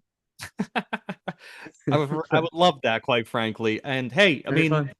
we haven't had the chance to go to the Boom Pro Wrestling show yet, but if you have, and if we're kind of missing the mark here, if you want to tell us how it is, don't hesitate to shoot us a message on Facebook or Twitter or Blue Sky or Instagram just to tell us what it's all about. However, as a journalist, I do note here that as they give Max Mitchell from Boom Pro Wrestling the number 50 spot, they do note that he is married to the editor in chief of Vancouver Magazine. You know what? It's good that you note it, Yeah. but number 50, it's good that you Nepotism noted rears its ugly head yet again. it. You said it, not me. It's not what you know, it's who you know, Schultze. Never forget it. At least he wasn't number one, I suppose. I mean, Yeah, if it feels like, you know what, if you're gonna make mention of that, give him like 45 or something, you know? Like, yeah. It'd be one thing if they didn't point it out, but yeah, no. But I'm all anyways, for it. that's the situation with Boom Pro Wrestling here. Moving on, more indies across the province. Going to Northern BC, Friday, March 13th. Primetime Wrestling's taking place at the Prince George Civic Center. That's Friday, March 13th at 5:45 p.m. They're doing another show at the PG Civic Center Saturday, March 14th at 5:45 p.m. And then they're wrapping up that weekend, Sunday, March 15th, from the Quesnel and District Senior Society in Quesnel in the Caribou. And finally, to wrap up this, there's, you see, my steak is too juicy.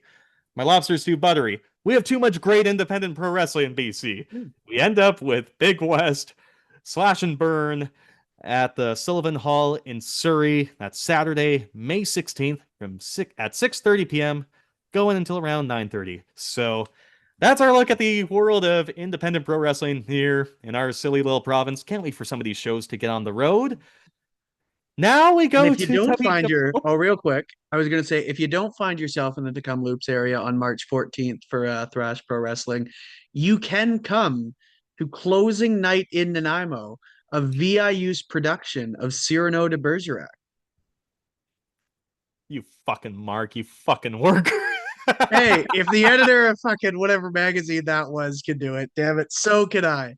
Come You see my carny. play running from March 5th to the 14th at VIU's Malaspina Theater, where I play Ragano, the bake shop owner at Cyrano de Bergerac. Come join us. Come have a little fun.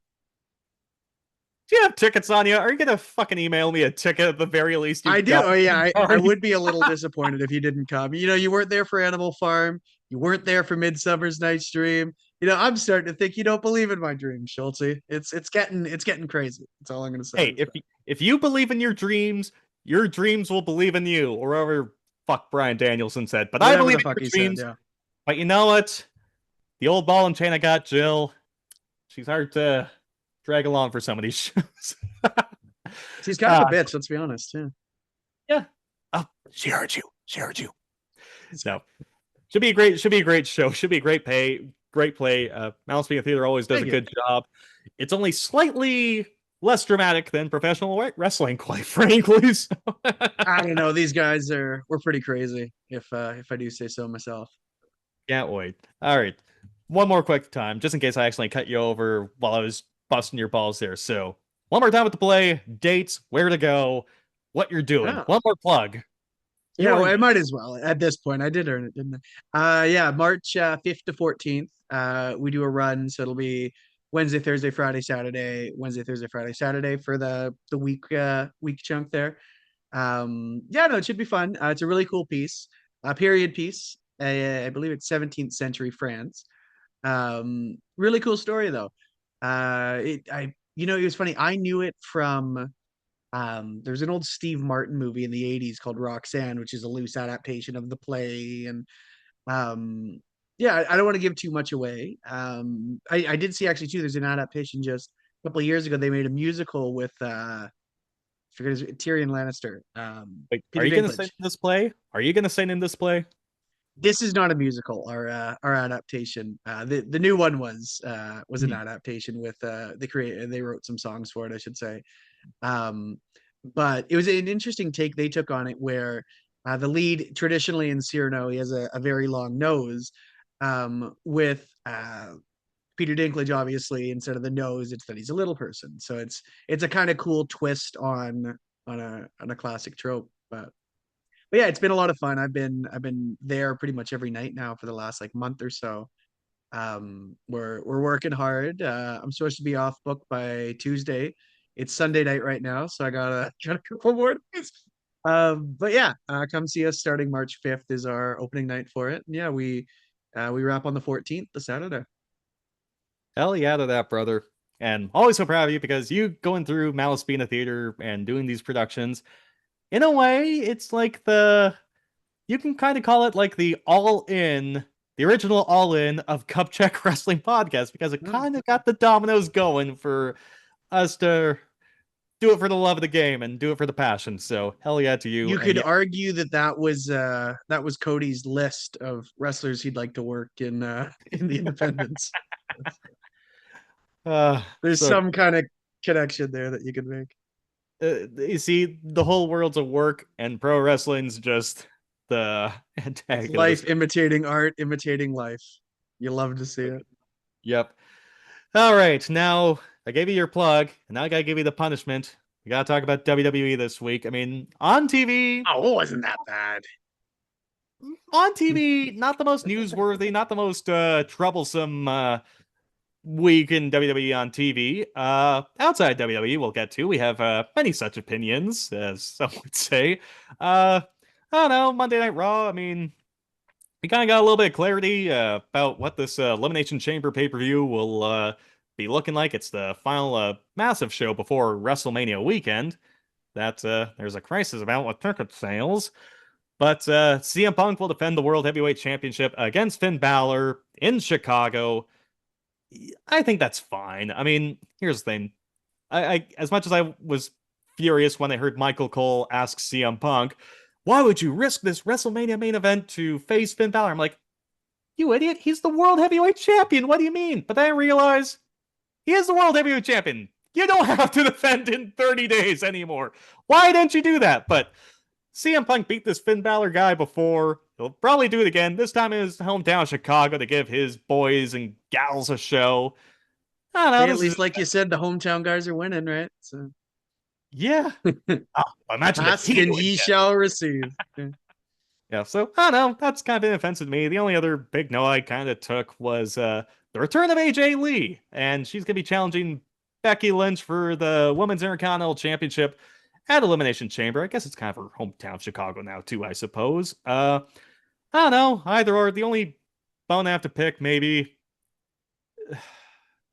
did this Becky Lynch character Jiminy Christmas. Maybe it's just me thinking about when she was the man back in 2019 when she was the top star in the company. And and it's pro wrestling. I should love over the top characters. Becky Lynch is not doing it for me right now. What says you, Ace? What do you think it's just about this match coming together? I guess Becky and I guess AJ getting back in the swing of things. How is this landing for you? See, the timing for it, the timing of it for me was interesting because I had assumed this match might have been penciled in for Mania. Um, so running, I mean, it makes sense again with it being now her pseudo hometown of Chicago. Um, the only, especially the way they're kind of working in this new Natty stuff and Maxine Dupree.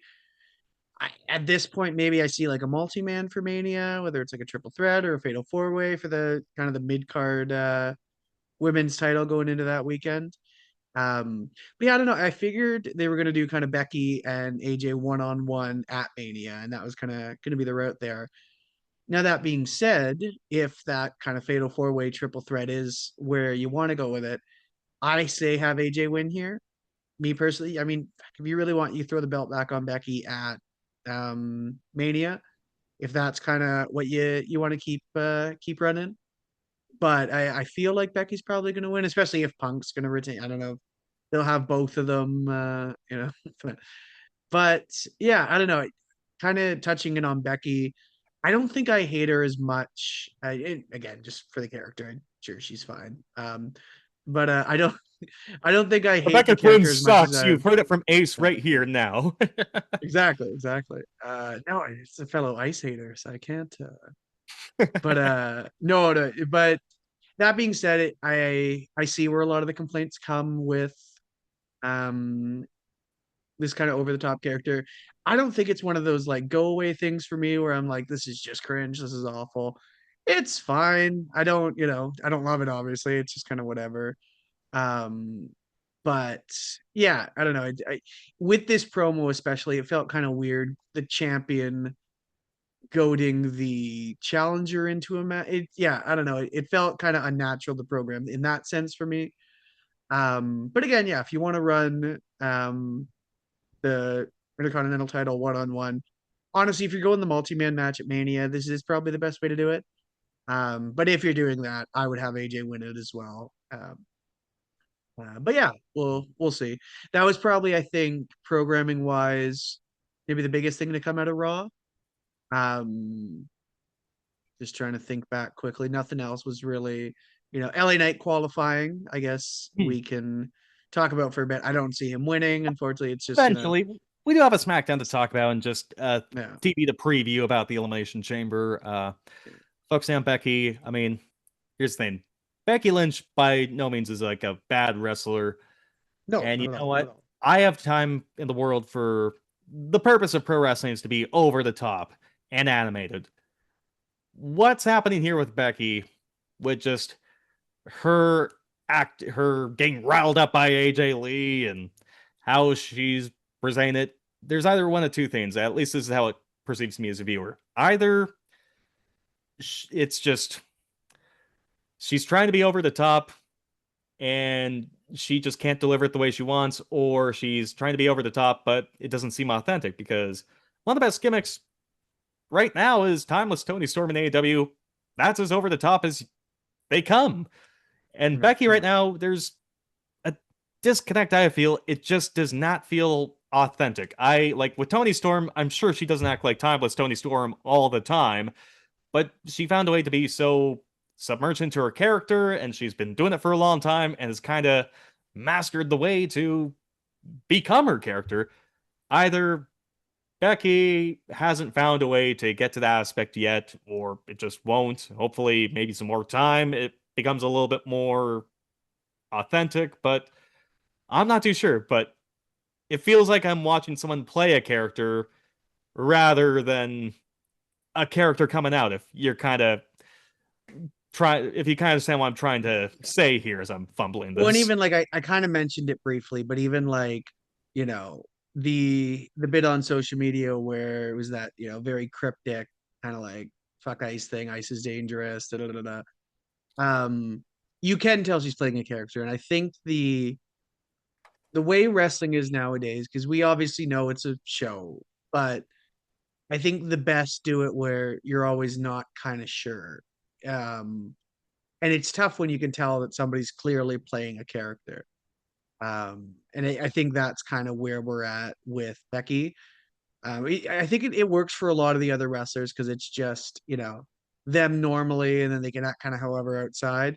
But with Becky, it's such a night and day difference because when you see her on those, Unreal programs, she's acting nothing like her character is. A guy like a Logan Paul, for instance, he's going to be a Logan Paul wherever the fuck he is, right? Whether he's backstage talking to Paul Heyman, whether he's out there on weekly TV, he's, for better or worse, he is himself. And I totally believe everything he's doing out there. That's just, where with Becky, I think the tough part is you can see her playing a character. And yeah, I think in this day and age now, the best need to be able to kind of translate their off-screen life. Honestly, maybe even just as much as their on-screen life, The big example we always talk about is, when we were watching wrestling as a kid, you didn't see these guys 24/7. Like with the internet now, if you choose, you can consume yourself with whatever a wrestler is up to. You can follow them while they post on their Instagram story from the airport. You can, like the photo they post at the restaurant of the fucking teppanyaki grill. Like you can see these guys 24/7, and you can watch all their, we have such an exposure to them. It's You almost need to be constantly working to have a social media. Um, so I think that's the tough part with a lot of these kind of exposure shows of exposing the business, where, you know, they always say the best characters are just you turned up to 11, right? And I think that is one of the downsides with Becky, is just the fact that you're like, okay, well, no, she's a lot nicer in real life. Great for her. I'm glad to hear she's a good person, obviously, but it can, you know, in turn affect uh, character work sometimes. Mhm. Going to SmackDown, main event. Cody Rhodes is alluded to. He's going to be in the Elimination Chamber match to determine who's going to be the number one contender for the WWE Championship. Basically, Drew McIntyre, our favorite losing loser who does nothing but lose. He was smart. I love this character work of Drew McIntyre because the qualifier match is Cody Rhodes, Jacob Fatu, and Sami Zayn. The only one who's more of a losing loser who does nothing but lose, more than Drew McIntyre, is Sami Zayn, because he just beat him. So Drew McIntyre is trying to make sure Sami wins this match. Poor Sami still doesn't win. But Cody wins. Jacob is screwed. I'm still not big on Drew just being the champion going into Mania, but it feels like this is what they're going on with. Yeah. I get the sense that Cody, this Elimination Chamber is his for his to lose. I hope that this is, if anything, if the options were given, at least this is a three-way match with Jacob Fatu included. I've heard the argument say, oh, if Jacob's just in the match and Cody wins the chamber, it just makes the chamber gimmick pointless. And to that point, I said, they've broken these kind of gimmicks for almost the entire time of WWE. I mean, most recently, Edge won the Royal Rumble in 2021, and he was challenging Roman Reigns for I think that was Universal Championship, and Bryan Danielson's in the match somehow, some way. Or 2004, Chris Benoit wins the Royal Rumble, and then Shawn Michaels just kicks him in the face and signs the contract. So this has been done many a times. I don't know. We'll see. I mean, I don't know.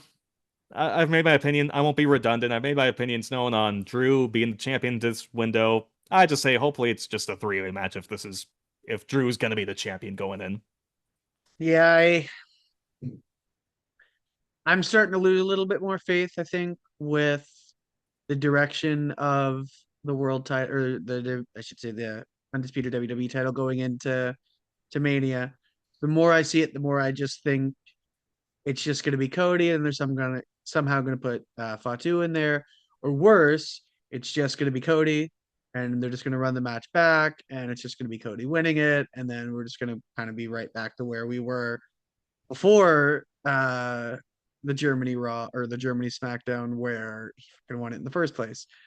I will say, as far as triple threats go, I've seen, to kind of segue a little bit, going back to what we were talking about prior.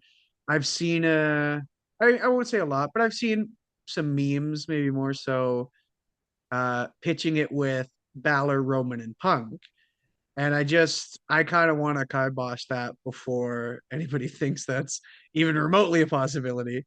Because it's not only is it not happening, I really don't think it should. Oh, not even I've seen remotely should happen. I've seen some comparisons to the Yes movement, and it's just no, like, nothing against Finn. It's just He hasn't you're not that fucking guy, won pal. anything in years. You're Who not that guy. cares? Yeah. Who And cares? I don't think there's enough fan support behind a guy like that to argue putting him in this match. You know, like a guy like Sammy had that, you could argue, going into 39, where it was like, fuck, should we just do a triple threat? No, like, we want a classic Rhodes, and there's an argument to be made there. I remember at one point I thought even like Sammy was so fucking over at that point. Yes, Balor's not of on that course. level. Love the guy, No, but he is and he's nowhere 40. near that. Like I know Sammy's not a spring chicken, but Finn's been around for ages, and he's in his 40s. If there's Yeah. someone like Braun Breaker or Trick who's young and up and coming, sure. No, he's 40. Who can possibly care? This is the one match with any real intrigue. Why is this an argument? Yeah. So if you're going to run a triple threat, I would definitely do it with the WWE Championship over on SmackDown. Um, and it's not even like I do really like Cody. It's nothing against him. It's just I've seen this now for, you know, maybe this is how we end up. I know they never capitalized, obviously this year, or sorry, I guess last year now they did with Cena turning heel. It's going to get to a point where if you keep doing it, they are going to naturally turn on him. And I mean, one of the whole reasons that Cody came over to to WWE, I should say, in 2022 was that this dude wanted to be the babyface. He wanted to be the guy, and he knew that, hey, this is never going to happen in AEW. He was dumb to paint himself into a corner and say, I'm not going to win the world championship ever. That was a stupid decision because now he's put himself as that ultimate gatekeeper before somebody can get to that upper echelons of the world title. And you've kind of fucked yourself because you shot yourself in the foot where either you're beating all these guys and now you're holding young dudes back, or you're just fucking losing. And what's the point for you being there? Yeah, So the whole reason he came was because he didn't want to have to be this weird heelish kind of Homelander type, whatever you want to call it. But if they keep doing this and they keep just going back to this Cody well, because now we're what? I mean, I was going to say 2 years because he won the championship at 40, but there's an argument to be made that you could say 3 years because he's been in that main event since he won the Rumble in 2023. yeah, And his whole kind of run, because after the Seth feud, he gets injured right away. And then he comes back and he's automatically in the main event. And he's never really worked outside of that now. yeah. And it's going to get to a point where I think people are going to turn on him. Maybe it'll stay like the way it was with Cena, and they'll always have, certain supporters, which I get. Probably. But Yeah, it's, I get it. I think the part yeah, with Cody, it's like they reheated the corpse of Drew McIntyre for this. yeah. And this is a guy he's already beaten many times. Mm-hmm. And if Jacob Fatu, maybe again, there's an argument, maybe okay, he could face Jacob Fatu. I don't think the fans are gonna cheer for Cody over Jacob Fatu because again, Jacob Fatu is new, and WWE fans are told that moments matter more than anything. Your WrestleMania moment. Oh, you were there for this first time thing. And Cody has finished the story before. Cody has won championships before. And he's doing it against Drew McIntyre, who he's beaten over and over. And yeah, we haven't seen Punk and Roman. Keep it that way. Yeah, no. This three-way, I mean, I don't know, we'll see. There could be changes. You never know with the way ticket sales are.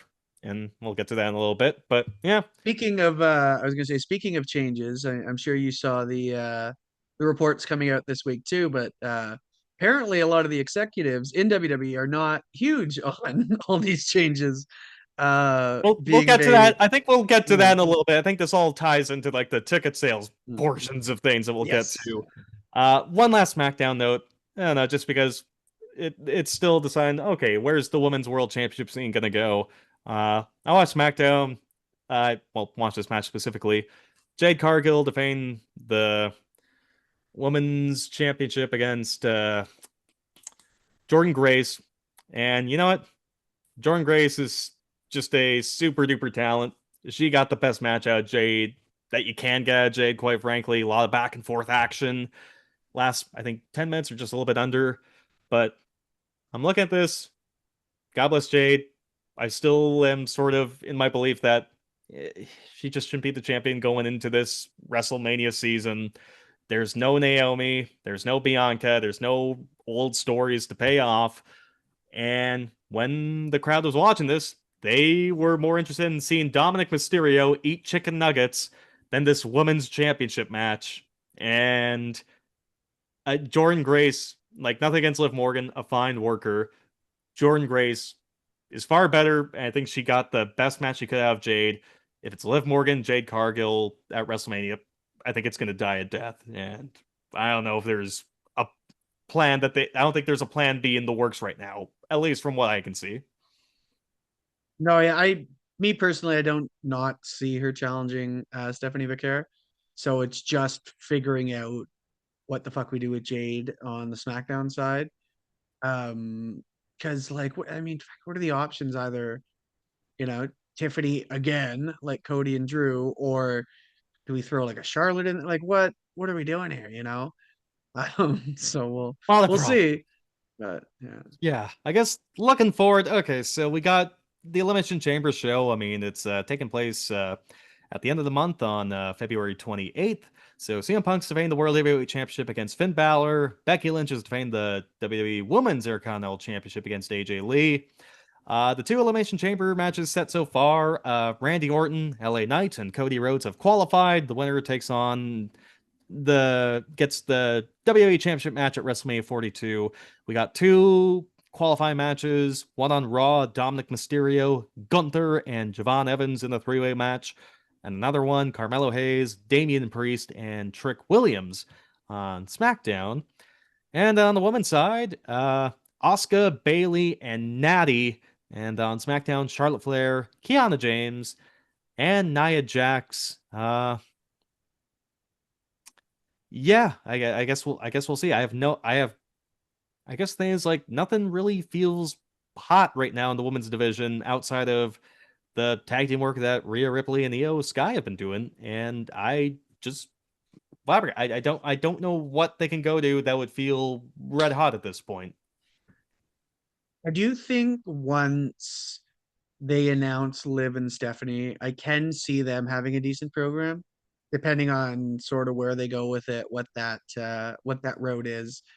But it's been a bit of a, I won't say painful, but it's been a tough couple weeks, I think, until we get to, you know, I know there was an argument with Roman before, you know, should he have announced immediately? Should we have waited till after the chamber? It's tough to say. I will say I almost think Liv should have announced immediately because I think it would be a lot easier to kind of figure out what we're doing come the SmackDown side. Mhm. Fair play. Interesting times in the Fed, as always. Before we get on to, I think we have a lot of takes on this one, as mentioned, about maybe the worries behind the scenes about the upcoming WrestleMania show. A bit of bad news, though. This sucks. Braun Breaker underwent emergency sports hernia surgery. Reportedly was dealing with a minor hernia injury before, apparently aggravated it while flipping the table on Raw, either this last week or the week before. His match No, with no, Seth no. Rollins No, no, is in no. He jeopardy. was so mad about Adam Pierce that he went home and he just couldn't stop working out. You know what? That I is saw that on fucking ridiculous. Unreal. That is I saw so that on dumb. Unreal, so it's gotta be true. That is so dumb. That's what they're running with. They're saying that he was so mad at Adam. Cole said it right on fucking Raw. He was so mad at Adam Pierce that he went home like a big fucking meathead, just and he pulled his fucking hernia. That's what we're going with. It's You know what? ridiculous. I kind of like it, actually. I'm not gonna lie. Adam, you fucking alcoholic prick. I imagine I was squeezing his neck, and next thing you know, Yeah, why not? Fucking who cares? I guess you can't. I don't know. I guess it makes him look bad to say that he flipped the table and he fucking. But just be honest. I don't know. Like, or just say nothing. Why do you have to say that he went on? Like, just say during an incident. You know, like I mean, I guess if fans are gonna ask, "Oh, how did this happen?" You see, here's the thing. just say working out. Don't say he's mad at okay, Cody when he tore his Yes. pec. Well, They said Eric, Cody was working out and he tore his pec, which actually happened. It wasn't like, yes, that happened. Cody was so mad at Seth, after he said welcome to the big leagues, bitch. He went, and he was doing a chest, and next thing you know, brother, no. Like, no, it's fucking stupid. I don't know. Maybe it's a little endearing, but You're right. You're absolutely right. ridiculous. I He want was so mad at his general manager for not letting him run amok. because that's what these boys are doing. They're dickheads. They run around in this fucking kayfabe. They run around the show just being big pricks. And Adam said, "No, no, no, don't be a prick." And he said, "Oh, but I like being a prick." So he went home and he fucking was clanging and banging with the 24-inch pythons, and he pulled his fucking hernia. I feel bad making light of it because it is, well wishes to him, and that sucks. I hope a speedy I, recovery. I But hope just he's the fucking yeah. I hope he has a speedy recovery. I hope he can laugh at this too. But you know what? You know what you gotta do? We talked about wrestling should be fun. If WWE still believes that they can be fun deep down, as soon as Braun Breaker is healthy, you need to create some fake security video of Braun lifting his weights, and then you see him when he tears his sports hernia and he sells it. I think that would pay it off for me. I think we need to see when he comes back. Let's say he's attacking Seth or something. Seth's back too. They're about to beat him up. And then there needs to be one thing where Braun, they're gonna put him through the announce table. So Braun goes to flip it. And then you think he's gonna flip it, and then instead he just clears it off and they throw him on it, and he's like, ah, and then they have Logan fucking frog splash him or something. Is that Wink, wink, is nudge, nudge. yeah, but just See, I and loved the idea of him at his home gym at 5 a.m. just can't stop, living rent free in that big fucking dumb meat fucking head of his. he's not counting his that reps Adam and Cole. he's not counting his reps and sets, brother. He's just supposed to just do 12, but it was just, oh, Adam, you son of a bitch. But then he's I gonna wanted clear to the run table. amok. He's gonna clear the table, and then on real Triple H is just gonna go, yeah. So we got the word out, of course, that he flipped his table, and that's how he tore his sports hernia. We knew the fans were gonna think he was gonna try that again, and that's how we got him. You love to work him, or whatever. Fuck, it's so stupid. What a goon! Just what a dumb goon. He went Just, to college. You know, I'm sure he did. I'm sure he went. I'm sure he had a lovely no, career. he was an NCAA What athlete. He was a good football what a player. goon! So mad at Adam Pearce, the most incompetent general manager in the history of Monday Night Raw. And he was so mad at that, where he just, instead of writing a letter, instead of maybe going to Triple H and talking about it and saying, boss, something has to be done, he's working off that steam in the gym, and he's so mad that he fucking pulls his hernia. He didn't even have any carbs before either. No, yeah. Forgot to drink water, forgot to he didn't go to the sweat it all out. Yeah. But yeah, so this feud's fucking cursed. Seth and Braun. This is fucking insane, actually. Such bad luck. I feel like all kidding aside, I do feel really bad because they both just can't. I almost want to say it's time to ditch division, because what is it now? It's Bronson Reed, Logan Paul, and Austin Theory. And nothing against Paul them, Heyman. Oh my god. And Paul Heyman. The main character. Oh my god, dude. This started off so hot. It started off and it's just devolved into, to be fair, it's not all their fault. They've been handed some shit luck. Shit happens. I can't help but think, and I don't believe in curses. But I can't help but think that some of this is fucking karma for trying to work the boys before SummerSlam. It's just everything's gone to shit since then. Yeah. And also Seth can't stay healthy. Braun now can't. It's just, it sucks. And I feel awful for the both of them, because they were probably going to work a match. It would have been decent. It might have been a little premature to pull the trigger. But man, just saddled with just some shit luck. It's been brutal. And then also just, Seth is injured. They know he's injured, but Braun does the turn on him anyway. So basically, it acts as the plan of potentially Braun Breaker winning the Royal Rumble and challenging for the World Championship, because he's got Seth Rollins to face. Now Seth Rollins has to be a babyface. So they've been dealt some bad luck. And trust me, storylines, sometimes you can lay great groundwork and you can never see a proper payoff. They've had some bad luck. I think they also made a bad choice with that turn just a little bit too early. But what are you going to do? But no, that switches to Braun Breaker and Seth Rollins. Keep healing up. Yeah. 100%. I mean, I'd have to go back maybe to MJF, Adam Cole, and AEW, where Adam Cole breaks his foot and MJF has to go through a few surgeries. I'd have to go back far. This whole Vision thing seems cursed. like I've never Well, seen and before. don't forget, I think the original plan, let's say Seth stays healthy, he's probably working Roman after winning the Rumble. So I think in that perfect world, you don't have Braun turn that quick, anyways, right? They probably finish whatever Seth, Becky, Punk, you know, that wraps up. And then you eventually segue into working Seth at Mania.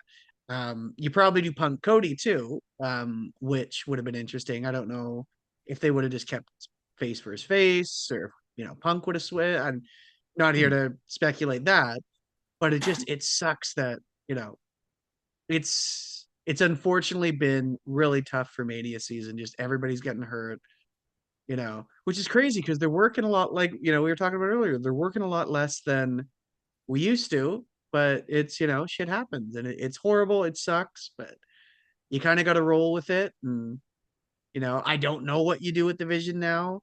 I've seen conflicting reports saying um, maybe, they don't know if Breaker's going to be healthy by Mania. We kind of thought that Seth might be ready to go by Mania. Um, I mean, do you have him work Bronson? Like, what, if Seth is good to go, right? Like, Yeah, we'll save the vision for another day. We're going to be going a little bit long. We still got a lot of things to touch up on. Uh, but yeah, so I think we've been looking forward to this all week.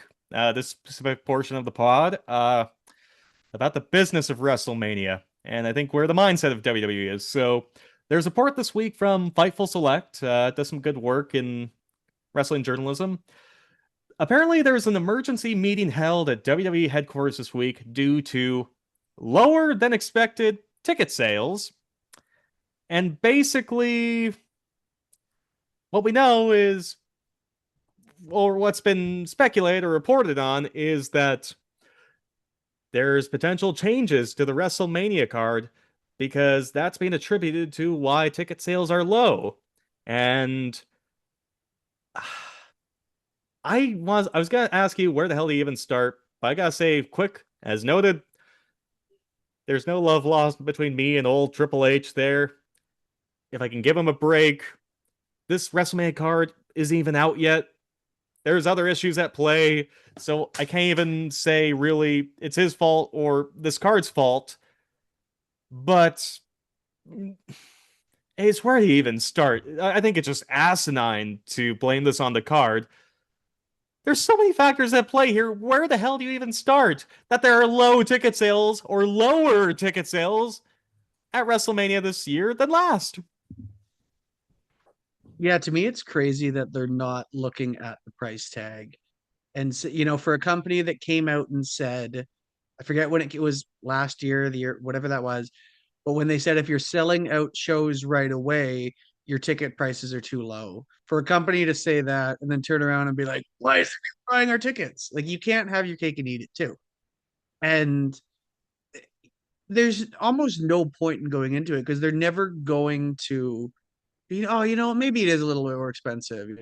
They'll do this and then they'll drop it eventually a week before, and then they'll get their whatever record-breaking attendance over 2 nights, and then they'll just turn around and do the exact same fucking thing come the Tampa backlash, where it'll go back to status quo, and then hopefully they've got a program that's hot enough to sell that barn out.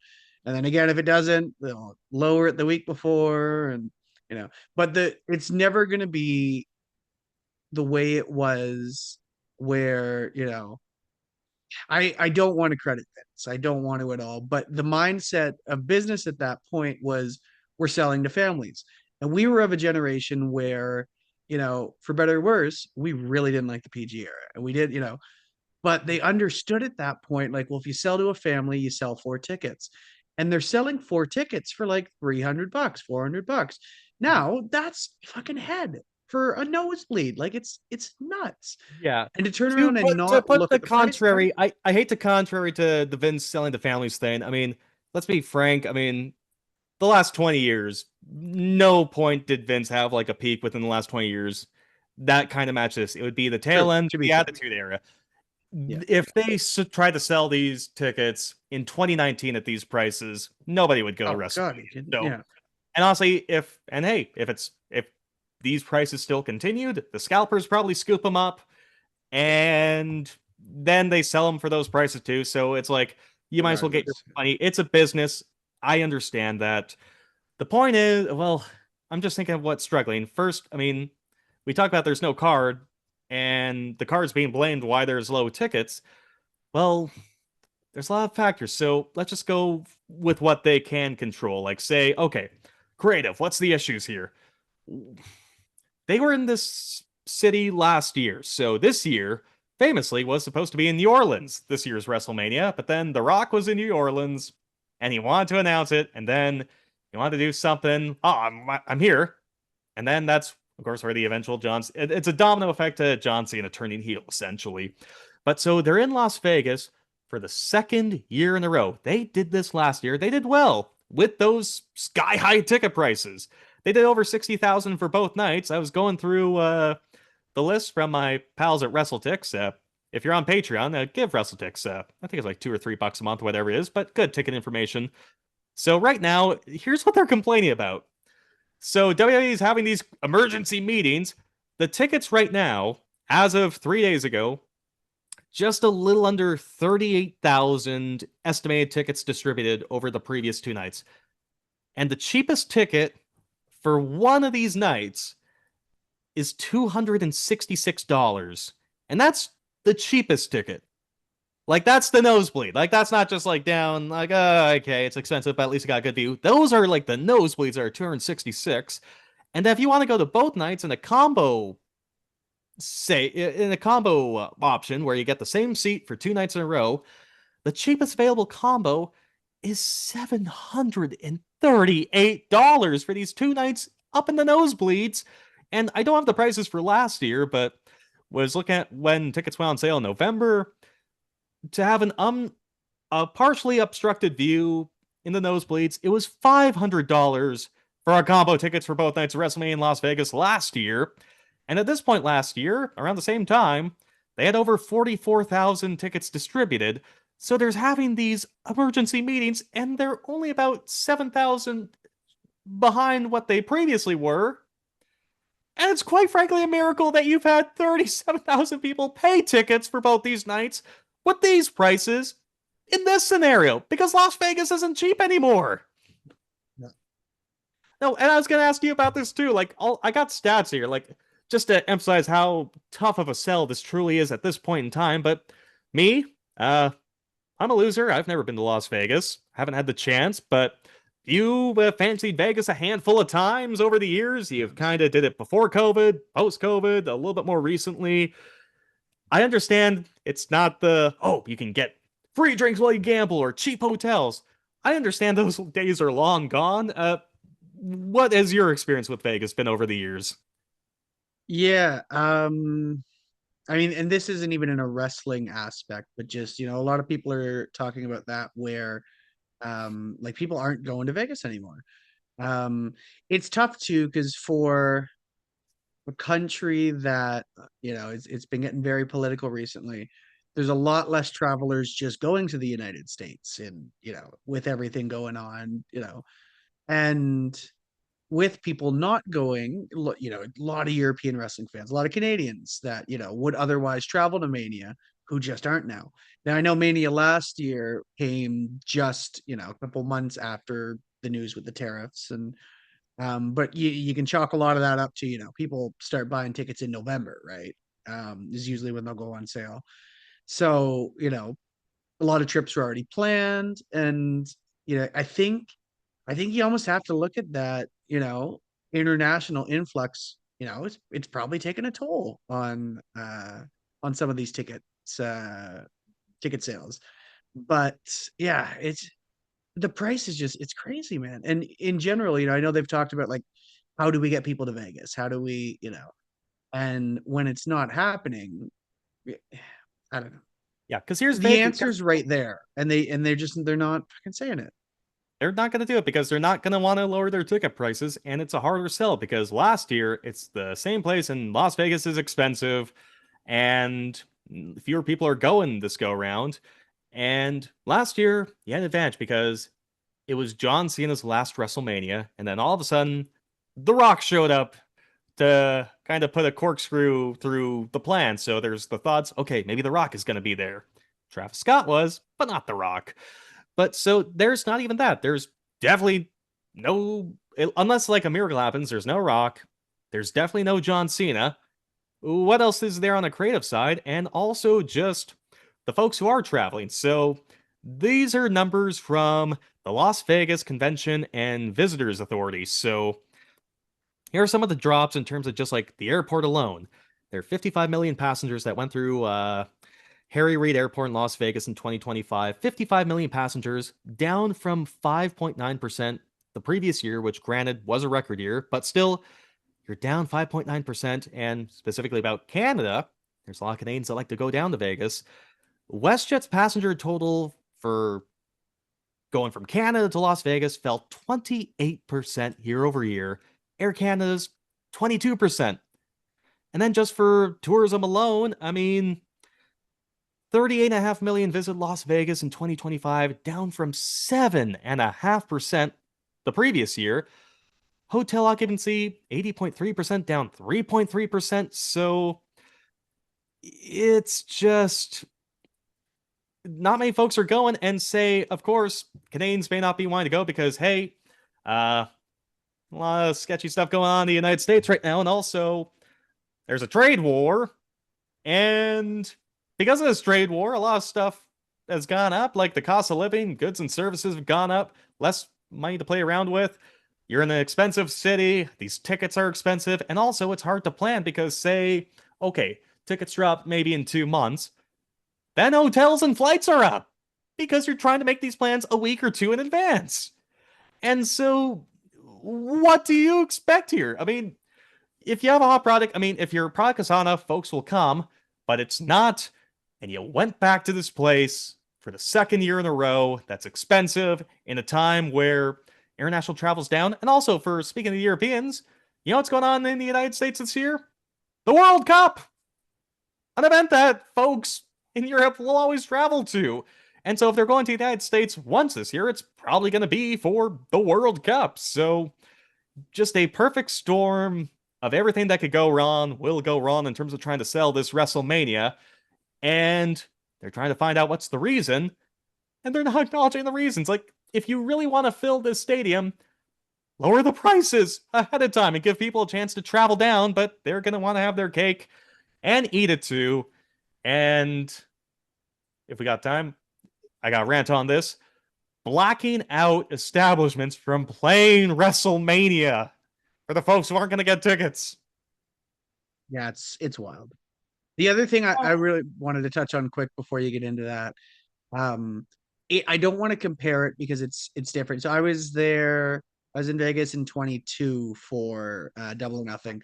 It's not WrestleMania. It's, a different time, much smaller barn. So it's just in T-Mobile, right? So a lot less seats.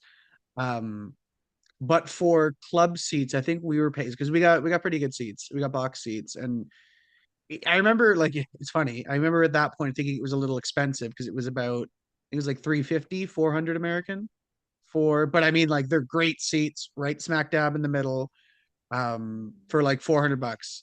And now for the worst seat at WrestleMania, if you want to see the full show both days, that's 700 for an obstructed view in a place that's already going to sell 60,000 tickets each night. And it's you said it too. The answer's right there. It's the pricing for it, but they don't want to lower it because then if they lower it, they can't brag about how great the fucking gate is and how it's the most earningest WrestleMania in WrestleMania's history, and we're on fire right now. Da, da, da, da, da. So Watch the show, brother.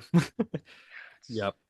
No, it's annoying. And yeah, I mean, like, we were victims of the dynamic pricing too. I remember when we went to Survivor Series in Vancouver, I thought it was going to be a day one sellout because it had been 20 years since more than 20 years since Vancouver had a pay-per-view. And so we all had our limits. We're buying for 4 tickets. So basically for 4 seats together along the aisle in the upper corners of the lower bowl, it was about 1,200 or so for 4 tickets. And I went back and we got dab smack right at the beginning of pre-sale. And I went back in the line just for funsies. Oh, I wonder what it's like now. And it wasn't day one sellout because they're doing dynamic pricing.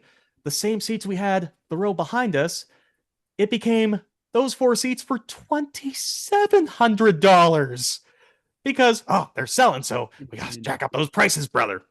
And in comparison, so we got 6 of us going for, and again, it's AW, not WWE. It's the more popular brand, but we're in the club sections at Rogers Arena along the aisle, 6 seats, not 4, but 6, for about $1,200 as well. And we get sections with separate concessions and washrooms from the rest of the building. And we get a little bit more of a better view. And there's 6 of us, not 4 of us, for the same price. So again, if you got a hot product, they'll sell, but you gotta be ready to lower way ahead of time, especially if folks are traveling, because WrestleMania is just not WrestleMania. It's like the convention of wrestling that takes place a year. If you've never been, I've been to WrestleMania twice, so it's not just WWE that takes place. You got independent promotions like, say, GCW will be the one that'll throw a lot of shows during WrestleMania weekend.